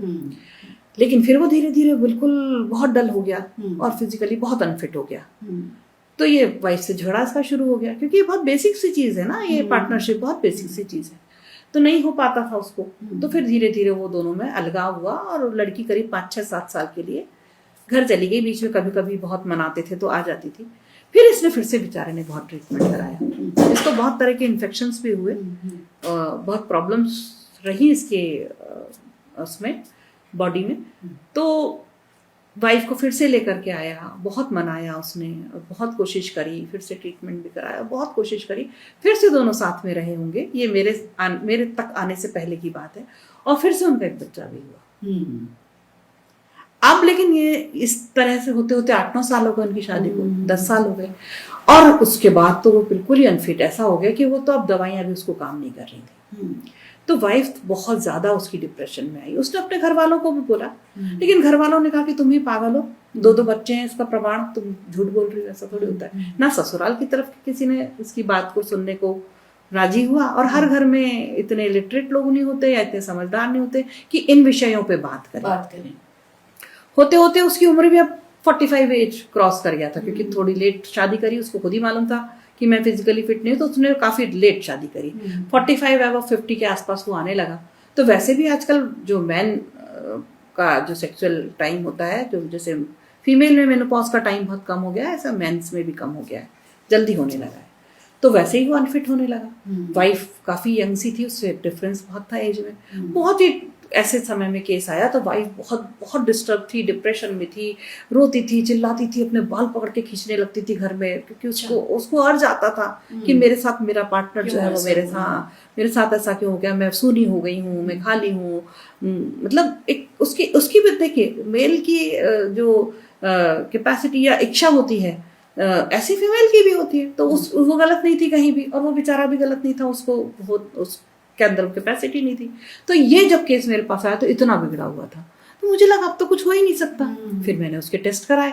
अब जब टेस्ट कराए तो उसमें तो वो डॉक्टर ने कहा अब कुछ नहीं हो सकता इसका, ये बहुत दवाइयां ले चुका है और बहुत अनफिट हो चुका है। वो बेचारे ने योगा भी करना शुरू किया, नेचुरोपैथी पे भी आया, जो कुछ कर सकता था वो ऑलरेडी कर चुका था। अब ऐसे में मेरे पास केस आया। 2 बच्चे थे, करीब 11 साल की एक बेटी और करीब 4 साल का एक बेटा। अब कैसे इन दोनों को अलग कर दें। और ये जो लड़की थी, जो वाइफ थी, ये इतनी लिटरेट भी नहीं थी कि अपना जाकर के कुछ कर ले, डिपेंड भी थी इसी पे। और वो जो आदमी था, मतलब जो मेल था उसमें से, हस्बैंड जो था, वो अपने बच्चों से इतना प्यार करता था कि वो अपने दोनों बच्चों का ऐसा ख्याल रख रहा, मेरे क्लिनिक में भी आके कहीं उनको ये दे रहा, और वो मतलब रो रहा बुरी तरह से कि मैडम मैं आपके हाथ जोड़ता हूँ, मैं अपने बच्चों से अलग नहीं हो सकता। उसका बिलखना देख के मैं भी मतलब ऐसे केस। अब मुझे ये लग रहा था कि मैं इसको किस पॉइंट पे साथ में लेके आऊं। ये लेडी गलत नहीं है, इसको फिजिकल नीड है, नॉर्मल है। ये लड़का गलत नहीं है, इसके पास वो कैपेसिटी नहीं है। अब वो क्या करे। ये बच्चे दोनों माँ बाप का झगड़ा रोज देख देख के डरते हैं, पीछे छुप जाते हैं सोफे के। इन दोनों में इतना झगड़ा होता है, वाइफ बहुत जोर से झगड़ती है, हस्बैंड मानने को तैयार नहीं था कि ये झगड़े का कारण ये है। अच्छा। वो नहीं मान रहे थे, तो वाइफ बता रही थी कि ये प्रॉब्लम। उसने मुझे 3-4 सिटिंग के बाद बताया कि मैंने इतनी दवाइयां खाई हैं। पहले तो वो यही करता कि मेरा तो सब कुछ ठीक है, यही लड़ती है मुझसे। अच्छा। क्योंकि कभी भी जो मेल पर्सन होता है वो ये मानने को तैयार नहीं होता कि उसके अंदर ये वाली प्रॉब्लम है। ये नहीं मानता आदमी। उसको मनवाना, उसके लिए कुछ सिटिंग लगी। फिर उन दोनों में बहुत सारी अच्छी बातें, जो दोनों कभी तो साथ बैठे हैं, उसको समझाना कि तुम्हारे लिए अगर चाय भी बनाती तो चाय उन दोनों में मैंने दोस्ती कराई। और मुझे कई सिटिंग लगी उनके साथ, जब उन दोनों को मैंने ये समझाया कि अब आपको एक्सेप्टेंस में आना पड़ेगा। एक्सेप्ट करिए कि आपका साथी है। अगर पैर टूट जाता, मान लीजिए जिसका एक्सीडेंट में पैर कट जाता, आंखें चली जाती की, तो भी तो आप इसके साथ रहती, है ना। मर ही जाता। बहुत सारे केस होते हैं, कई बार तो डेथ ही हो जाती है। तो फोटो के साथ में हार चढ़ा के भी औरतें पूरी जिंदगी गुजारती हैं उन बच्चों की वजह से, क्योंकि आपके पास 11 साल की जवान होती हुई एक लड़की है, बेटी। आप दूसरी शादी भी नहीं कर सकते, क्योंकि जो दूसरा पति होगा वो उसके साथ ये बच्ची सेफ नहीं होगी। इस तरह से करके मैंने उसको बहुत लंबा समझाया। दोनों में बहुत सारे सिटिंग के बाद दोस्ती होना शुरू हुई। उनको लगातार मैं टास्क देती थी, आज शॉपिंग पे जाओ।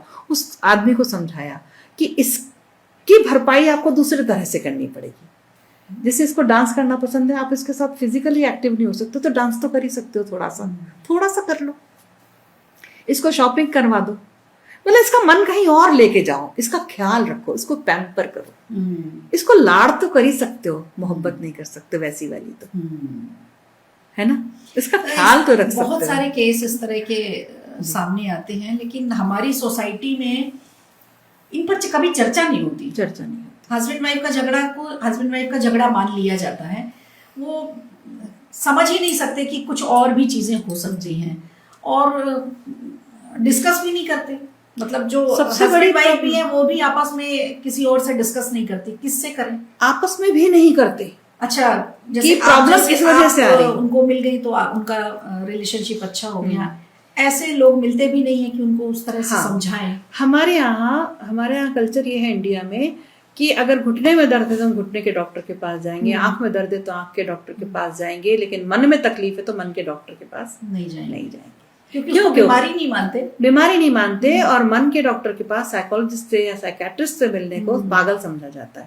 तो इंसान अपने आप को, मेरा आंख खराब हो गई ये मानता है, मेरे हाथ खराब हो गया ये मानता है, मेरा हार्ट खराब हो गया ये मानता है, मेरा दिमाग खराब हो गया ये नहीं मान सकता, क्योंकि वो दिमाग ही है ना उसका जो पूरा है। तो दिमाग खराब हो गया ये नहीं मानता, लेकिन होता है ना, मन भी खराब होता है, दिमाग भी में भी प्रॉब्लम होती है। तो हमारे आज भी ये कल्चर नहीं है। मैंने बहुत साल पहले एक क्लिनिक खोला था, मैं आपको बताऊं, तो कई महीने में बैठी रही। मेरे पास जो क्लाइंट फोन करके आते भी थे, तो जब वो मेरे एंटर करते थे तो 50 बार इधर उधर देखते थे कि कोई देख तो नहीं रहा है कि मैं इनके एंटर कर रहा हूँ। मतलब मुझे लोग पहचान लेंगे इस छोटे से शहर में और कहेंगे तुम पागल हो गए जो साइकोलॉजिस्ट के पास गए हो। मैंने अपना बाइंड अप किया सारा और मैंने घर पे रखना शुरू किया। अच्छा, एक ये बहुत बड़ी समस्या है हमारे समाज में कि मन की बात पर आप चर्चा नहीं कर सकते हो। तन की बीमारियां चाहे कितनी हो, सिर से लेके बालों से लेकर के पैर के नाखून तक, आप हर चीज के डॉक्टर के पास बिल्कुल फ्रैंकली जा सकते हो। लेकिन आप मन की बात किसी ना तो परिवार में आप कर सकते हो, ना डॉक्टर के पास जा सकते हो। 2 चीजें एक्सेप्ट नहीं करते हमारे यहाँ। एक बुढ़ापा कि हमें आ रहा है, जो कि कर लेना चाहिए। बहुत सारी चीजें हैं ना हमारे चेंजेस। जब हम 12-13 साल की उम्र में जवान हो रहे थे तब तो हमने एक्सेप्ट किया कि हम जवान हो रहे हैं, लेकिन जब हम बूढ़े हो रहे हैं तो हम नहीं मान रहे। और जो हमारे चीजें डेवलप हुई थी, एक्टिव हुई थी, अब वो अनएक्टिव होंगी, वापस जाएंगी, उसको हमने मान लिया। बहुत अच्छी बात कही आपने। एक ये भी बहुत बड़ी समस्या है। और दूसरा जो आपने कहा कि हम बात नहीं करते अपने साइकोलॉजिस्ट को या साइकेट्रिस्ट तक नहीं पहुंचते आसानी से। अब फिर भी आज की जो जनरेशन है, जो 20 से 25-30 साल, 15 से 20-25 साल के बच्चे हैं, वो खुद से बोलने लगे हैं कि मुझे साइकोलॉजिस्ट से मिलना है अपने पेरेंट्स से। ये चेंजेस अब आ रहे हैं, अब दिख रहे हैं मुझे पिछले 2-3 साल लेकर के जाने लगे, लेकिन 2-5% पेरेंट्स आज भी कोशिश करते हैं। मौसी को बुला लो, मामा को बुला लो, चाचा को बुला लो, वो समझा देंगे, देखो ये कैसी कैसी बातें कर रहा है। आज भी ये है। बच्चा कहेगा मुझे साइकोलॉजिस्ट से मिलना है, मुझे ये प्रॉब्लम है। पेरेंट्स कहेंगे कि ये फालतू की बातें कर रहा है, तुम समझाओ इसको आके। ये अभी भी कल्चर है। ये भी भावना रहती है कि बच्चे की बात घर से बाहर न जाए। हाँ, अड़ोस पड़ोस वाले क्या कहेंगे, सब क्या कहेंगे। मामा मौसी के साथ बच्चा सेफ रहता, चाचा चाची के साथ, बुआ फूफा के साथ बच्चा सेफ नहीं रहता। हाँ, जो भी करीबी है से कह दो, जो करना है मामा से कह दो, जो करीबी है उसका। किसी घर में चाचा चाची भी करीबी होते हैं, किसी घर में बुआ बड़ा करीबी होती हैं, उनसे मतलब जो करीबी है, जिसपे ये विश्वास है कि ये कहीं और नहीं कहेगा और मेरे बच्चे को सही समझेगा, इतना मोहब्बत है। बच्चा उनसे बोलता है कि मुझे साइकोलॉजिस्ट के पास जाना है, तब जाके मेरे पास केस आता है हमेशा, बच्चों के केस। बिल्कुल। अच्छा, अभी आपने बात की कि हम जब जवान हो रहे होते हैं तो उसको हम एक्सेप्ट करते चले जाते हैं और एक रंगीन दुनिया को जीने की बिल्कुल तैयार रहते हैं। लेकिन जब हम बूढ़े हो रहे होते हैं, धीरे धीरे उम्र हमारी हो रही होती है, तो हम उसको एक्सेप्ट नहीं करते हैं। हम और जवान दिखने की कोशिश करते रहते हैं।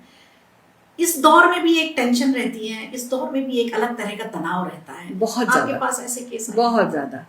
किस तरह का तनाव रहता है? सबसे बड़ा तनाव तो यही होता है कि हमारे अंदर से बहुत सारी जो पावर आई होती है ना हमारी बॉडी में, वो धीरे धीरे कम होने लगती है। तो हम जितनी स्पीड में काम किया करते थे या जितनी स्पीड में सोचा करते थे, वो सब स्लो होने लगता है। तो हमें ये लगता है कि अभी तो हमें बहुत सारा जीना है, हमें वाइंड अप का टाइम आ गया। तो अंदर से हम शॉक्ड हो जाते हैं, हमारा दिल ये बहुत तकलीफ में आ जाता है कि मुझे तो जिंदगी जीनी है अभी यार, लेकिन मुझसे ये नहीं बन रहा। और वो जो नहीं बन रहा, जब और लोगों को तो समझ में आता नहीं कि मुझसे नहीं बन रहा है, तो घर वाले, फैमिली है, बच्चे हैं, दूसरे हैं, वो तो आपको उसी तरह से काम देते हैं। अरे सुनो मेरा ये काम कर देना, अब आपसे हो ही नहीं रहा, आप जा ही नहीं पा रहे वहां तक, उतनी तेजी से गाड़ी नहीं ड्राइव कर पा रहे, जल्दी जल्दी तैयार नहीं हो पा रहे, किसी का सपोर्ट, पसीना आ जाता तैयार होने में जब एक एज हो जाती, जब बुढ़ापा आने लगता है। और पहले तो तैयार होना हमारे लिए सबसे अच्छी बात होती थी, और अभी हमको ढूंढ करके कपड़े, तैयार होना, मेकअप करने में एक घबराहट होने लगती है। जब हम मेनोपॉज के बाद की बात, जब मेनोपॉज हो चुका होता है, मेल में भी और फीमेल में भी, तो वो जल्दी जल्दी नहीं बनता। बच्चे कहते थे क्या यार पापा आप बड़ा स्लो स्लो कर रहे हो यार। पापा को बड़ा हर्ट होता है कि यार मैं और स्लो, मैं तो इसका हीरो था, मैं अपने आप का भी हीरो था, मैं तो बहुत शानदार पर्सनालिटी, और मेरे बाल सफेद हो रहे हैं, मेरी आंखों से थोड़ा कम दिख रहा है, मुझे डॉक्टर ने कहा कि शुगर हो गई तुम्हें, मेरा बीपी बढ़ने लगा, मैं तो फिट रहता था। तो एक एज के बाद ये सारे जो वो है ना, क्या बोलना चाहिए उसको, शुगर और ये बीपी और ये सब, सबका थोड़ा सा तो बढ़ता ही है। देखिए जो 8 साल का बच्चा है और जो 25 साल का आदमी है, उसके जूते के नंबर में अंतर तो आता ही है ना। तो इसी तरह हमारे ब्लड प्रेशर में भी और शुगर के काउंट्स में भी अंतर आता है। लेकिन मेडिकल साइंस इसको सबको एक ही लाइन में तोलती है, एक ही लाइन में नापती, एक ही उनका वो रहता है, ये टेस्ट करा लो, वो टेस्ट करा लो, और उस हिसाब से एक एज के बाद सबका बीपी बढ़ेगा ही बढ़ेगा ना, क्योंकि भाई जो बॉडी है उसकी ताकत कम हो रही है, तो बीपी थोड़ा सा बढ़ेगा या लो होगा, कुछ तो अंतर आएगा। शुगर भी बढ़ेगी या कम होगी, कुछ तो अंतर आएगा। आंखों के नंबर में भी अंतर तो आएगा ही आएगा, क्योंकि सिस्टम बदल गया हमारा। तो ये सारी चीजें एक्सेप्ट नहीं करते और इसकी नॉलेज भी नहीं होती हमें, और डर के मारे कि मुझे कुछ हो ना जाए, गोलियां पे गोलियां खाते हैं। क्या आप उनको सलाह देना चाहेंगी, ऐसे जो इस एज ग्रुप से गुजर रहे हैं या उस दौर तक पहुंचने वाले हैं, तो अब उनको मतलब 2-4 सलाह अगर आप दें, मतलब हैप्पी रहे। तो हैप्पी रहने के लिए सबसे अच्छी बात यह है कि पहली बात कि एक्सेप्ट करें। और क्या आपने लोगों को बूढ़े होते नहीं देखा है? आपसे पहले भी तो बहुत लोग हुए ना जो इस एज में आए और उससे भी ज्यादा एज में चले गए। तो एटलीस्ट आपके पास, कहते हैं ना कि स्वर्ग तो देखने से, जब मरेंगे तब पता लगेगा कैसा होता है, लेकिन ओल्ड एज का पर्सन तो हमने देखे हैं ना। उसके लिए हमें जरूरी नहीं कि जब हम ओल्ड होंगे तभी हमें दिखेंगे। हमको देखना है, सोच के ध्यान से देखना है कि इस एज में ये वाले लक्षण आने लगते हैं बॉडी में, तो मैं कोई विरला नहीं हूं, मेरे भी आएंगे। और एक्सेप्ट करें कि आएंगे, तो उसका स्वागत करें कि यार कितनी अच्छी बात है। अकेलापन बहुत हो जाता है। हाँ, नहीं, अकेलापन तो बहुत दूर की बात है। सबसे पहले तो इस बात का ध्यान रखें और अपने आप को अप्रिशिएट करें, खुश हो इस बात पे, हैप्पी हो कि मैं तो 28 साल में भी मर सकता था। कुछ लोगों की फोटो तो 28 साल की उम्र में टंग गई, मैं कम से कम 55 का तो हुआ यार, मैं इस एज को जी पा रहा हूं। इस बात को खुश होइए, इस बात पे। अपनी एज जब बढ़ती है तो उस पर खुश होना सीखिए, इस पे दुखी मत होइए। अपने बर्थडे में अपने 2 साल 4 साल कम करके मत बताइए कि मैं तो इतना हो गया।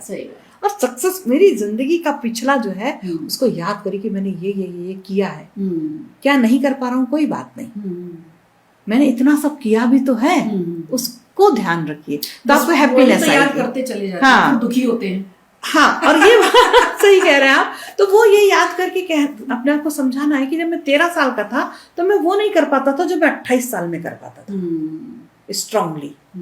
तो जो मैं 28 साल में स्ट्रांगली कर पाता था, वो 58 साल में अपने इतना स्ट्रांगली नहीं कर पाऊंगा। ये मालूम होना चाहिए मुझे, इस बात को एक्सेप्टेंस मिला है, तो हमको तकलीफ नहीं होगी। हम अपने बुढ़ापे को आता हुआ देखेंगे और उसमें हम एंटर कर जाएंगे। हम अपने बुढ़ापे को आता हुआ देखेंगे नहीं, उससे आंख चुरा लेंगे, जैसे छोटे बच्चे करते थे ना कि आइस पाइस खेल रहे हैं और खुद ही आंख बंद कर दी, ढूंढो मुझे। हम वैसे ही तो करते हैं बुढ़ापा आते समय अपनी आंख बंद कर लेते हैं, यानी मुझे तो बुढ़ापा नहीं आ रहा। मेरे पास अभी 3-4 ऐसे लोग मिले मुझे जो अभी 61-62 एज के हो गए, फीमेल में और मेल में भी, दोनों में 2-3 ऐसे लोग मुझे मिले जिन्होंने कहा कि नहीं हमें तो बुढ़ापे के कोई लक्षण ही नहीं आए, हमारा तो मेनोपॉज भी नहीं हुआ अभी। How it is possible? अरे हो ही नहीं सकता। आप मान नहीं रहे हो इसलिए आप दुखी हो कि मुझसे ये काम तो अच्छे से हुआ नहीं। मानना पड़ेगा। अच्छा, आप अलग अलग ऑफिस में भी जाती हैं ट्रेनिंग के लिए, मैंने आपके कई सारे वीडियोस देखे ना, ट्रेनिंग भी देती हैं आप और बड़ी अच्छी अच्छी बातें करती हैं जिससे मोटिवेट होते हैं लोग बाग, और आपको इसीलिए कॉल भी किया जाता है। ऑफिस में एक अलग तरह का स्ट्रेस रहता है, ऑफिस का स्ट्रेस जो रहता है उसको कैसे मैनेज करें लोग? ऑफिस का स्ट्रेस जो होता है वो सबसे ज्यादा होता है, पहले तो देखिए वर्क प्लेस में जब भी आप हैं तो वहां पर आपको जाकर के किसी भी काम को करने के अगेंस्ट ही कुछ सैलरी मिलती है, तो आपको पूरी तरह से अपनी ड्यूटी को करना चाहिए, उसको स्ट्रेस मानना नहीं चाहिए। अब आपको रखा ही इसलिए गया है कि वो प्रॉब्लम आएगी और आप उसको सॉल्व करेंगे, तभी तो आपको लाख रुपए सैलरी मिल रही है। सही है। लेकिन क्या होता है, वही चीज आप देखिएगा कि जो एक गल्ले पे आदमी बैठता है ना शॉप पर, वो बैठा होगा आराम से और वो उतने स्ट्रेस में नहीं रहेगा जितना एक ऑफिसर जिसको बंधी हुई सैलरी मिल रही है, क्योंकि वो बंधी हुई सैलरी लेने की उसकी आदत हो गई धीरे धीरे, और वो रूटीन में अगर वो तो उसको मिलनी है। अब इसके अगेंस्ट जो उसको करके देना था ना फिजिकली और मेंटली, अब उसको लग रहा है कि ये तो सैलरी इतनी तो मिलनी है मुझे, अब मैं इतना वर्क क्यों करूं? भाई उसी की मिल रही है आपको, जो बार बार प्रमोशन मिल रहे हैं, बार बार जो आपके इंक्रीमेंट्स लग रहे हैं, आप और बड़े ऑफिसर होते जा रहे हैं और बड़ी पोस्ट पे आते जा रहे हैं, आपके एक्सपीरियंस की वजह से आ रहे हैं। रिटायर होते आप अगर एक पोस्ट पर आए थे तो सीनियर मैनेजर हुए, फिर मैनेजर हो, कोई लोग जीएम हो जाते हैं, कई लोग ईडी बन के रिटायर होते हैं। तो वो क्यों हुए? क्योंकि आप इतने एफिशिएंट हो गए हैं एक्सपीरियंस के लिए की वजह से कि आपको उतना काम आना चाहिए। तो आपकी सैलरी जो पहले 50,000 थी वो 1 लाख हुई, 1.5 लाख, 2.5 लाख, 3 लाख तक हो गई। पीएसयू में देखा जाए तो आज एक डीजीएम की सैलरी 3 लाख 3.5 लाख होती है, उससे थोड़ी ज्यादा ही होती है। तो फिर 3-3.5 लाख का काम भी तो आपको करके देना पड़ेगा। तो आप उसको स्ट्रेस मत कहिए, आप उसको कहिए कि ये मेरा सौभाग्य है कि मैं इतनी हैंडसम अमाउंट उठाता हूँ और उसके अगेंस्ट में इतनी सारी प्रॉब्लम सॉल्व कर सकता हूँ। ये मेरी नॉलेज की वजह से है। तो उस नॉलेज को यूज करते चलिए, फिजिकली और मेंटली दोनों। तो जब कर लेंगे ना तो आपको स्ट्रेस नहीं आएगा। मैंने आपको पहले भी बोला था कि जब हम करते नहीं है तो स्ट्रेस आता है। फिजिकली हम कर देते हैं, जैसे मैंने भी आपको एक एग्जांपल बताया था कि घर में शादी है तो हम खूब सारा काम करते हैं तो हम थकते नहीं हैं, उसी की बजाय कहीं मौत हो जाती है तो हम इतने डिप्रेशन में आ जाते हैं कि जब हम नीचे जमीन में बैठ जाते हैं और उठते भी है ना तो ऐसे टेका लगा के उठते हैं, सांस भर के, जैसे हमारे अंदर कुछ हुआ। भाई मरा तो वो है जो हमारा कोई था, लेकिन उसके मरने से हमारे अंदर कुछ टूटा है, हम उदास हो गए हैं। ऐसे ही होता है जो सैलरी लगातार मिलती रहती है ना, जिसकी गारंटी होती है कि हर महीने मिलेगी और इतने उम्र तक मिलती रहेगी, ऐसे ही होता है कि फिर वो एंथुजियाज्म नहीं रहता, क्योंकि वो तो हमने उसको एक्सेप्ट कर लिया कि इतना तो मिल नहीं। अब उसके अगेंस्ट हम उतना उत्साह से काम नहीं करते तो हमारे अंदर कुछ फिर मरने लगता है। क्या मरता है? हमारे न्यूरॉन्स मरते हैं अंदर। ये एक बहुत बड़ा टॉपिक है। अच्छा, कंपटीशन भी बहुत ज्यादा ऑफिस में होता है, तो इस कंपटीशन में नेचुरली ये स्ट्रेस तो आता ही बिल्कुल है। बिल्कुल, और आना भी चाहिए। और अगर ग्रोथ लेनी है तो आपको कंपटीशन में तो आना ही पड़ेगा, कंपटीशन में आना ही पड़ेगा। बिल्कुल, क्योंकि आप ही के जैसे नॉलेज वाले और दो लोग हैं, किसका प्रमोशन आजकल सभी हैं। हाँ, उसके अलावा गुड बुक में भी आना भी बहुत जरूरी है, बहुत जरूरी है।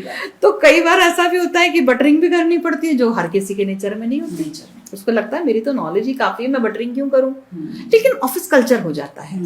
तो देखिए, जहां भी आप काम करते हैं उसके अगेंस्ट आप कुछ अमाउंट लेते हैं, तो उस अमाउंट के अगेंस्ट आप काम करते हैं, इसीलिए लेते हैं।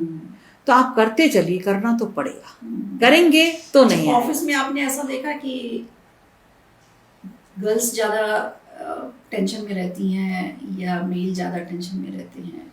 गर्ल्स ज्यादा टेंशन में रहती हैं ऑफिस में। उसकी वजह ये होती है कि आज भी हमारी सोसाइटी में एक्चुअली एक्सेप्टेंस नहीं है कि महिला बहुत अच्छा काम करेगी, गर्ल बहुत अच्छा काम करेगी। जैसे ही कोई गर्ल बॉस बनती है या अच्छा काम करती है, तो ये एक्सेप्टेंस, मैं ये कह रही हूँ आपको, ये एक्सेप्टेंस सोसाइटी में नहीं है। मतलब वो मेल के अंदर भी नहीं है, वो फीमेल के अंदर भी नहीं है। दूसरी फीमेल भी उससे चिढ़ जाएगी कि ये अच्छा ये तो इसलिए आगे बढ़ गई क्योंकि इनका बॉस से बहुत अच्छा है। ऐसी तरह की बातें सुन। तो जो अच्छा काम करते हैं फिर उनको बुरा लगता है और वो स्ट्रेस में आते हैं, क्योंकि जो काम करने वाला होता है उसका तो वो मेल और फीमेल नहीं होता है काम करने वाला, तो एक एम्प्लॉय होता है, वो जेंडर होता ही नहीं है उसके अंदर कुछ भी। लेकिन हमारे दिमाग के अंदर जेंडर ये कहा जाता है कि महिलाएं काम नहीं करती हैं, जेंट्स लोग जो बात करते हैं कि क्योंकि मैं लंबे समय से बाहर हूँ, काम कर रही हूँ, तो यही सुनने को मिलता है महिलाएं तो काम करती नहीं, सब घर की बातें करती हैं। महिलाएं ये बोलती हैं कि हम लोग दिन भर सीट पर बैठकर काम करते हैं, हम थोड़ी सिगरेट पीने बाहर जाते हैं, थोड़ी चाय पीने बाहर जाते हैं, तो एक अलग ही तरह की टसल रहती है। बिल्कुल बिल्कुल, ये हमेशा हर ऑर्गेनाइजेशन में। मुझे यही है कि जैसे आप ज्यादा लोगों के साथ मिलते हैं, हम तो जो हमारे ऑफिस के लोग हैं या एक दो और चैनल में लोगों से, लेकिन आप कई तरह के लोगों के साथ मिलते ही रहते हो। तो वही वाली बात मैंने जो आपको बोली कि जैसे एक बैंक में मैं गई और लाइन में लगे हुए थे हम सारे, एक काउंटर पे एक मैडम थी, 2 काउंटर पे कोई जेंट्स थे, पीछे 3 सीट्स थी बैक सीट में, उसमें भी 2 मैडम थी, एक जेंट्स थे। तो जैसे ही ये वाली लाइन चल रही थी तो पीछे जितने भी लोग थे वो ये कहते, मैडम बैठी हैं, आज तो हो गया काम। जबकि मैं क्योंकि बीइंग अ साइकोलॉजिस्ट मेरा तो दिमाग ऐसे चलता है बिल्कुल, मेरे तो मतलब आंखों में कैमरे लगे होते हैं, ऐसा लगता है मुझे, क्योंकि भाई मेरे को मैटर कहाँ से मिलता है, मैं ऐसे ही तो लोगों को देखती जाती हूँ ना कि चल क्या रहा है। तो मैंने, आप यकीन नहीं करेंगे, मैंने काउंट करना शुरू किया। एक बार रिजर्वेशन की सीट पे, मैं हबीबगंज स्टेशन पे खड़ी थी, वहां पर भी मैंने ये बात नोटिस की कि कोई फीमेल है तो उसको लोग बड़ा जज करते हैं कि अब तो ये धीरे काम करेगी, इनसे नहीं हो पाएगा। जबकि बराबर जितने सदस्य वहां से निकल रहे थे काम करा के, उतने इस लाइन से भी निकल रहे थे। लेकिन वही वाली प्रॉब्लम है कि एक्सेप्टेंस नहीं है। जैसे कार ड्राइव करते हुए आप किसी महिला को देखेंगे तो अगर थोड़ी सी उसकी गाड़ी फंस गई तो 3-4 कारों में से और लोगों की आवाज आएगी, मैडम आपसे नहीं बनेगा, ये लोग महिलाएं चलाती क्यों हैं? क्यों जेंट्स से नहीं गाड़ी फंसती है क्या? कहीं एक्सीडेंट नहीं होते हैं? कितने एक्सीडेंट महिलाओं की गाड़ियों से होते हैं, बहुत ही रेयर। जेंट्स की गाड़ियों से ज्यादा एक्सीडेंट होते हैं। क्यों? क्योंकि वो फास्ट चलाते हैं, धमाधम, और लेडीज संभल के चलाती हैं। मैं ये नहीं कह रही हूँ, मैं इसमें कोई आंकड़े नहीं है, लेकिन मैं ये बता रही हूँ, मैं ये कंपैरिजन नहीं कर रही हूँ कि किसके ज्यादा एक्सीडेंट होते हैं किसके कम, लेकिन सुनने को महिला को ज्यादा मिलता है, क्योंकि हमारी सोसाइटी में एक्चुअली आज भी एक्सेप्टेंस नहीं है कि महिला अच्छे से कोई भी काम को करेगी। ये फैमिली में भी होता है। आप देखिए, अगर महिला का आज बहुत सारे घरों में, मेरे पास आज डिवोर्स के केस बहुत सारे आने लगे हैं, जो नए बच्चे हैं, जो अभी 25, 26, 28, 30, 32 साल के हैं, उनके डिवोर्स यूं हो रहे हैं। अगर जो फीमेल है उसमें से उसका पैकेज 50 लाख का है, या जब शादी हुई थी तो 26-27 लाख का था, बढ़ते बढ़ते उसका 35-40-50 लाख का हो गया पैकेज, हो रहा है आजकल बच्चों का। और जो मेल था उसका भी 26-27-28 लाख का था, उसका बढ़ते बढ़ते 30 ही लाख रह गया। अब दोनों में क्लैशेस शुरू हो गए, क्योंकि ये एक्सेप्ट कर पाना कि ये जो महिला है ये ज्यादा कमा सकती है, ये ज्यादा अच्छा काम कर सकती है, इसके प्रमोशन इसके काम की वजह से हो सकते हैं, ये आसान नहीं है। वो चार्ज लगाने लगता है आदमी कि तुम्हारा ही प्रमोशन क्यों हो रहा है, हमारा तो नहीं हो रहा। ऐसा केस भी आया मेरे पास। तो ये मेंटालिटी की प्रॉब्लम है एक्चुअली। आपको क्या लगता है, किसी भी पद पर कोई महिला है और दूसरे सीट पर एक पुरुष है, तो क्या उसको माफ कर देंगे सारे? अगर वो काम नहीं, उसको अपने हिस्से का काम करना ही पड़ेगा। हो सकता है उसको कोई सी कैलकुलेशन, कोई सा डिस्पैच करना, कोई सा रूल लगाना, कोई सा सॉफ्टवेयर, हो सकता है उसको थोड़ी देर में समझ में आया हो और दूसरे व्यक्ति को जल्दी समझ में आ गया हो, तो इसको कोई और चीज जल्दी समझ में आती होगी। लेकिन ये एक सब जगह ये है कि अगर कोई फीमेल है, मैंने एक ऑफिस में देखा कि वहां पर जो बॉस थी वो फीमेल थी, तो मैं वहां पर बैठी थी और उन्हें नहीं मालूम था, मुझे जो विजिटर एरिया था वहां पर कोई और लोग बैठे थे, तो मेरा सेशन था थोड़ी देर बाद, तो वहां के एक ऑफिसर आए, बोले मैडम अरे विजिटर एरिया भरा हुआ है और यहाँ पर दूसरी जगह जो सोफे थे वहाँ एसी नहीं चल रहा था, तो उन्होंने मुझे एक वहां पर बिठा दिया, बोले यहाँ एसी भी अच्छा चल रहा है, आप 10 मिनट बैठिए, मैं साहब को कॉल करके फिर आपको लेके चलूंगा, सेशन वहां से शुरू करेंगे। इन्हें नहीं मालूम था इस डिपार्टमेंट वालों को कि मैं एक मोटिवेशनल स्पीकर हूँ और मैं इसलिए यहाँ बैठी हूँ कि मेरा सेशन होना है। या इन्होंने सोचा ऐसी कोई आई होंगी कोई, जो भी सोचा उन्होंने। तो वो कहते मम्मी जी आ गई क्या? मेरा दिमाग तो बहुत तेजी से चलता है फिर ऐसे समय। तो बोले अरे आज तो मम्मी जी लेट आएंगी, आज तो बृहस्पतिवार है, पहले पूजा होगी फिर आएंगी। तो बोले अच्छा टाइम हुआ नहीं था अभी, मतलब किसी के भी आने का, 2-3 लोग आ चुके थे और अभी 10:30 बजा नहीं था जो उनका ऑफिस टाइम था। लेकिन जब मैंने उनसे पूछा जो बिठा के गए थे कि हम मम्मी जी कौन है, तो बोले हमारे बॉस को ये लोग सब मम्मी जी बोलते हैं। अच्छा फीमेल बॉस थी तो मम्मी जी बोलते। बोले मतलब ये हजम नहीं होता ना उनको कि हमारे जो बॉस है वो एक महिला होगी। मैंने बहुत बार ये चीज़ खुद फेस की है। मैं जब, अब तो मेरी एज 53 क्रॉस कर दिया मैंने अभी 2 दिन पहले। मैं जब 25-26 साल की थी तब से मैं सेशन करती हूँ। तो जब मैं सेशन करने जाती थी मैं बड़ी यंग थी उस समय, और जो मेरे सामने जो पार्टिसिपेंट बैठे होते थे, ऑफिसर्स जो होते थे, वो 40-50 के ऊपर के ही होते थे, बहुत कम होते थे। तो जब मैं जाती थी तो सबको ये लगता था कि ये समझाएंगे हमें, मतलब लोग ऐसे करके बैठते थे, पहले ही क्लोज कर लिया। आपने मतलब इस चीज को फेस किया? बहुत फेस किया इतना फेस किया कि मतलब लोगों का जो एक्सप्रेशन होता था ना, यूं बैठते थे आके कि ये समझाएंगी। मतलब एक तो महिला, ऊपर से 26-27 साल की लेडी, ये समझाएंगी हमें कि बिहेवियर क्या होता है, जिंदगी क्या होती है, ये सिखाएंगे हमें। मतलब लिटरली मुंह पे बोलते थे। जब मैं एंटर करती थी मुझे बुके दिया जाता था, उधर से आवाजें आती थी कि ये समझाएंगे हमें जिंदगी जीने के तरीके। और मैं इतना एग्रेसिव होकर सेशन लेती थी क्योंकि मैंने नॉलेज इतना ले लिया था और मैं अपने काम में बहुत डिवोटी थी। आज भी मैं लगातार नॉलेज लेती हूँ।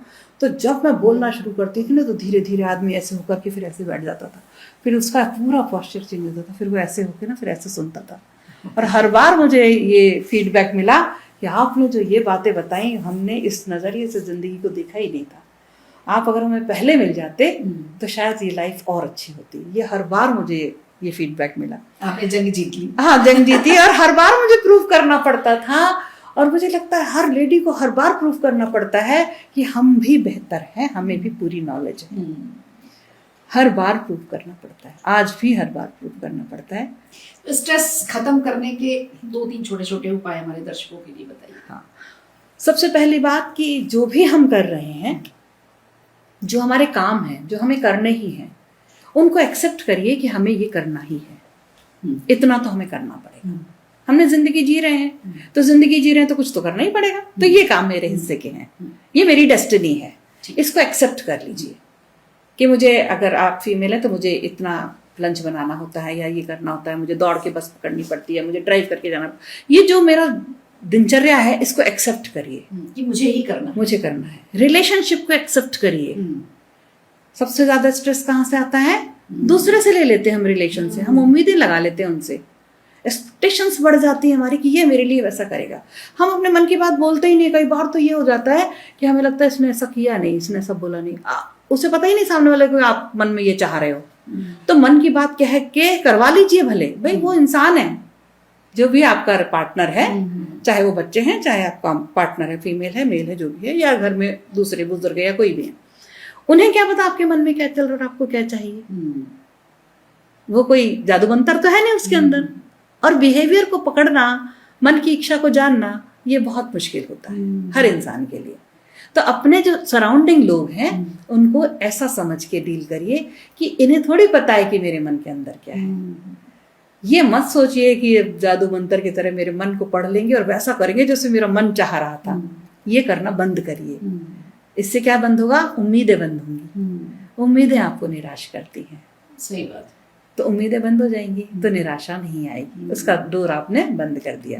अब अगर आपने उसको बोला भी कि मुझे आज ये शॉपिंग करनी थी या तुमसे मुझे ये गिफ्ट चाहिए था और उसने नहीं दिया, तो आपको थोड़ी देर बुरा लगेगा। फिर आप मान लीजिए कि तो है ही ऐसा, क्या कर सकते हैं। हर इंसान हर तरीके से परफेक्ट नहीं हो सकता। तीसरी बात कि हम भी हर चीज में परफेक्ट नहीं हो सकते।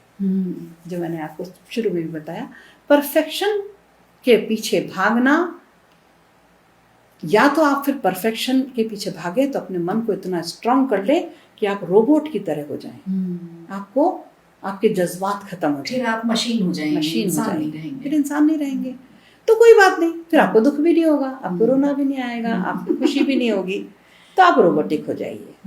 लेकिन आप इधर से आप सोच रहे हैं कि मन भी खुश रहे, और उधर से आप सोच रहे हैं कि परफेक्शन भी हर बार आप ही का आए, तो भाई आप कोई भी काम करते हैं उसमें दो चीजें काम करती हैं, एक आपका करना और एक पूरा सर्कमस्टांसेस।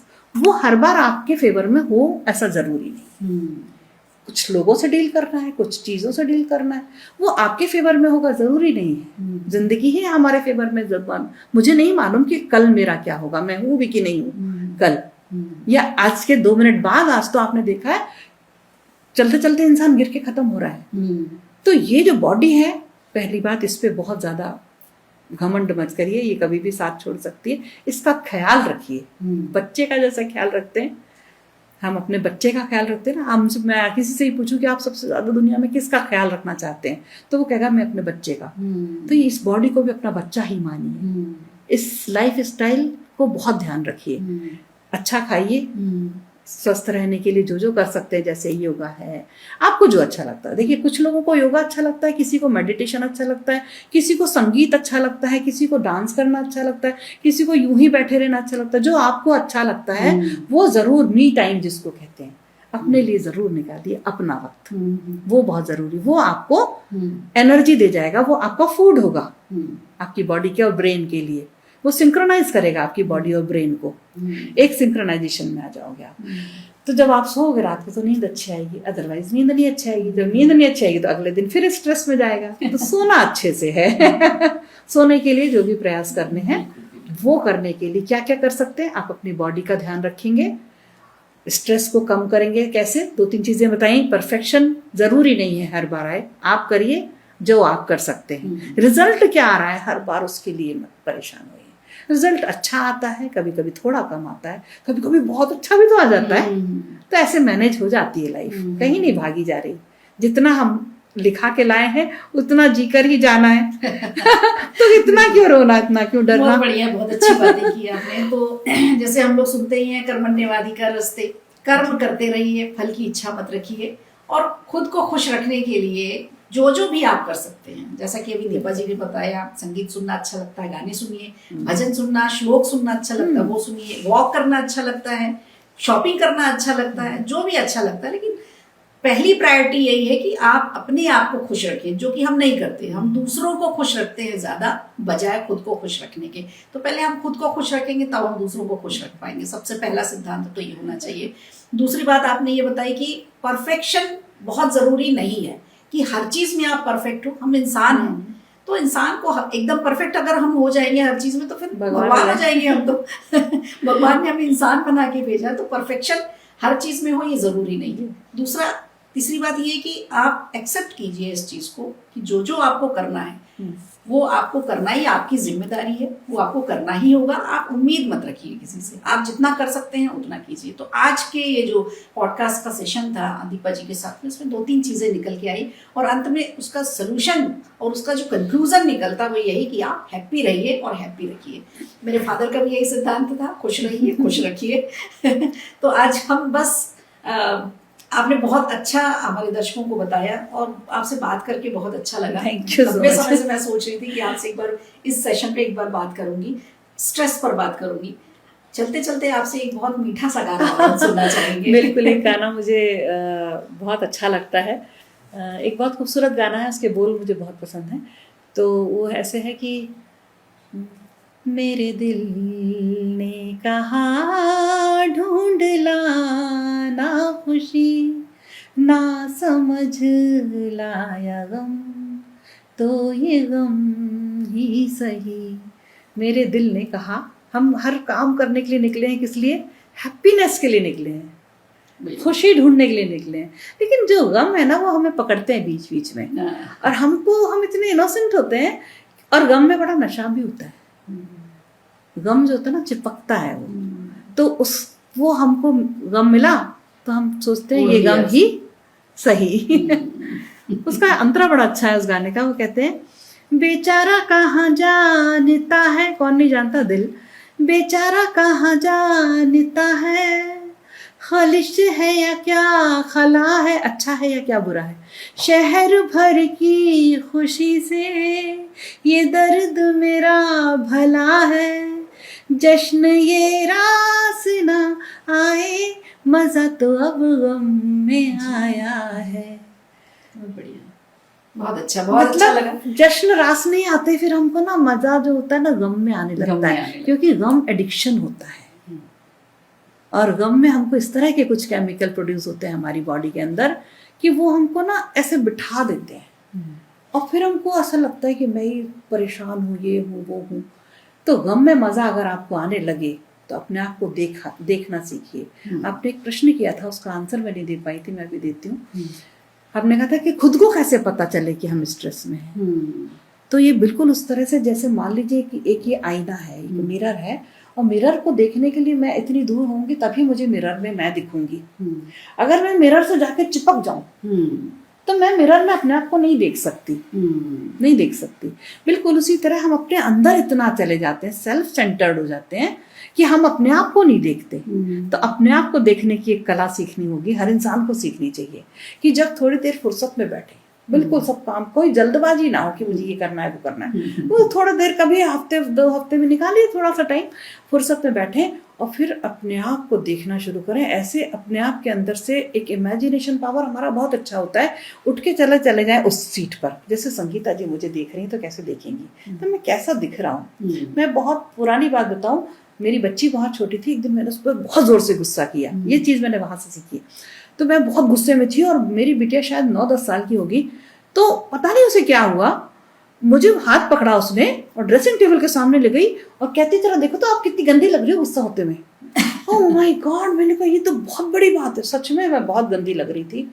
मैं अपने आप को बहुत पसंद करती हूँ, मतलब मेरे लाइफ में मैं बहुत फेवरेट हूँ अपने आप की, मुझे बहुत अच्छा लगता है अपने आप के साथ। ये करीना का भी डायलॉग। हाँ, ये तो बहुत बाद में आई मूवी, लेकिन ये मैं बहुत सालों से, तो जब मूवी आई तो मुझे अच्छा लगा कि हाँ मेरे जैसा एक मूवी में भी आया।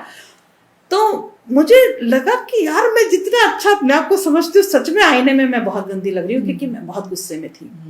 तो जब हम आईना से थोड़ा अपने आप से थोड़ा दूर उस तरह से होंगे, जैसे आईने में देखने के लिए हमें दूरी बनानी पड़ती है, हम अपने आप से निकल के अगर थोड़ी दूर पे जाके बैठ के अपने आप को देखेंगे तो हमें समझ में आएगा कि क्या ये जरूरी है, इस तरह का बिहेवियर अच्छा भी तो हो सकता है। ये सब चीजें एक्सेप्ट करके हम खुश भी रह सकते हैं, और खुश रहने के बहुत सारे कारण हो सकते हैं। इसीलिए आप हमेशा खुश रहती हैं, मुस्कुराती रहती हैं, और ऐसे ही मुस्कुराती रहिए।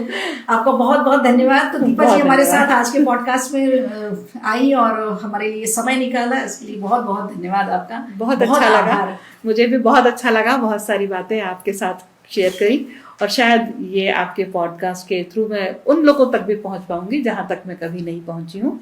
तो ये मेरी जिंदगी का आज का दिन शायद बहुत सार्थक हो जाएगा। Thank you so much. Video अच्छा लगा हो तो लाइक कीजिए, शेयर कीजिए और कमेंट बॉक्स में हमें जरूर बताइए।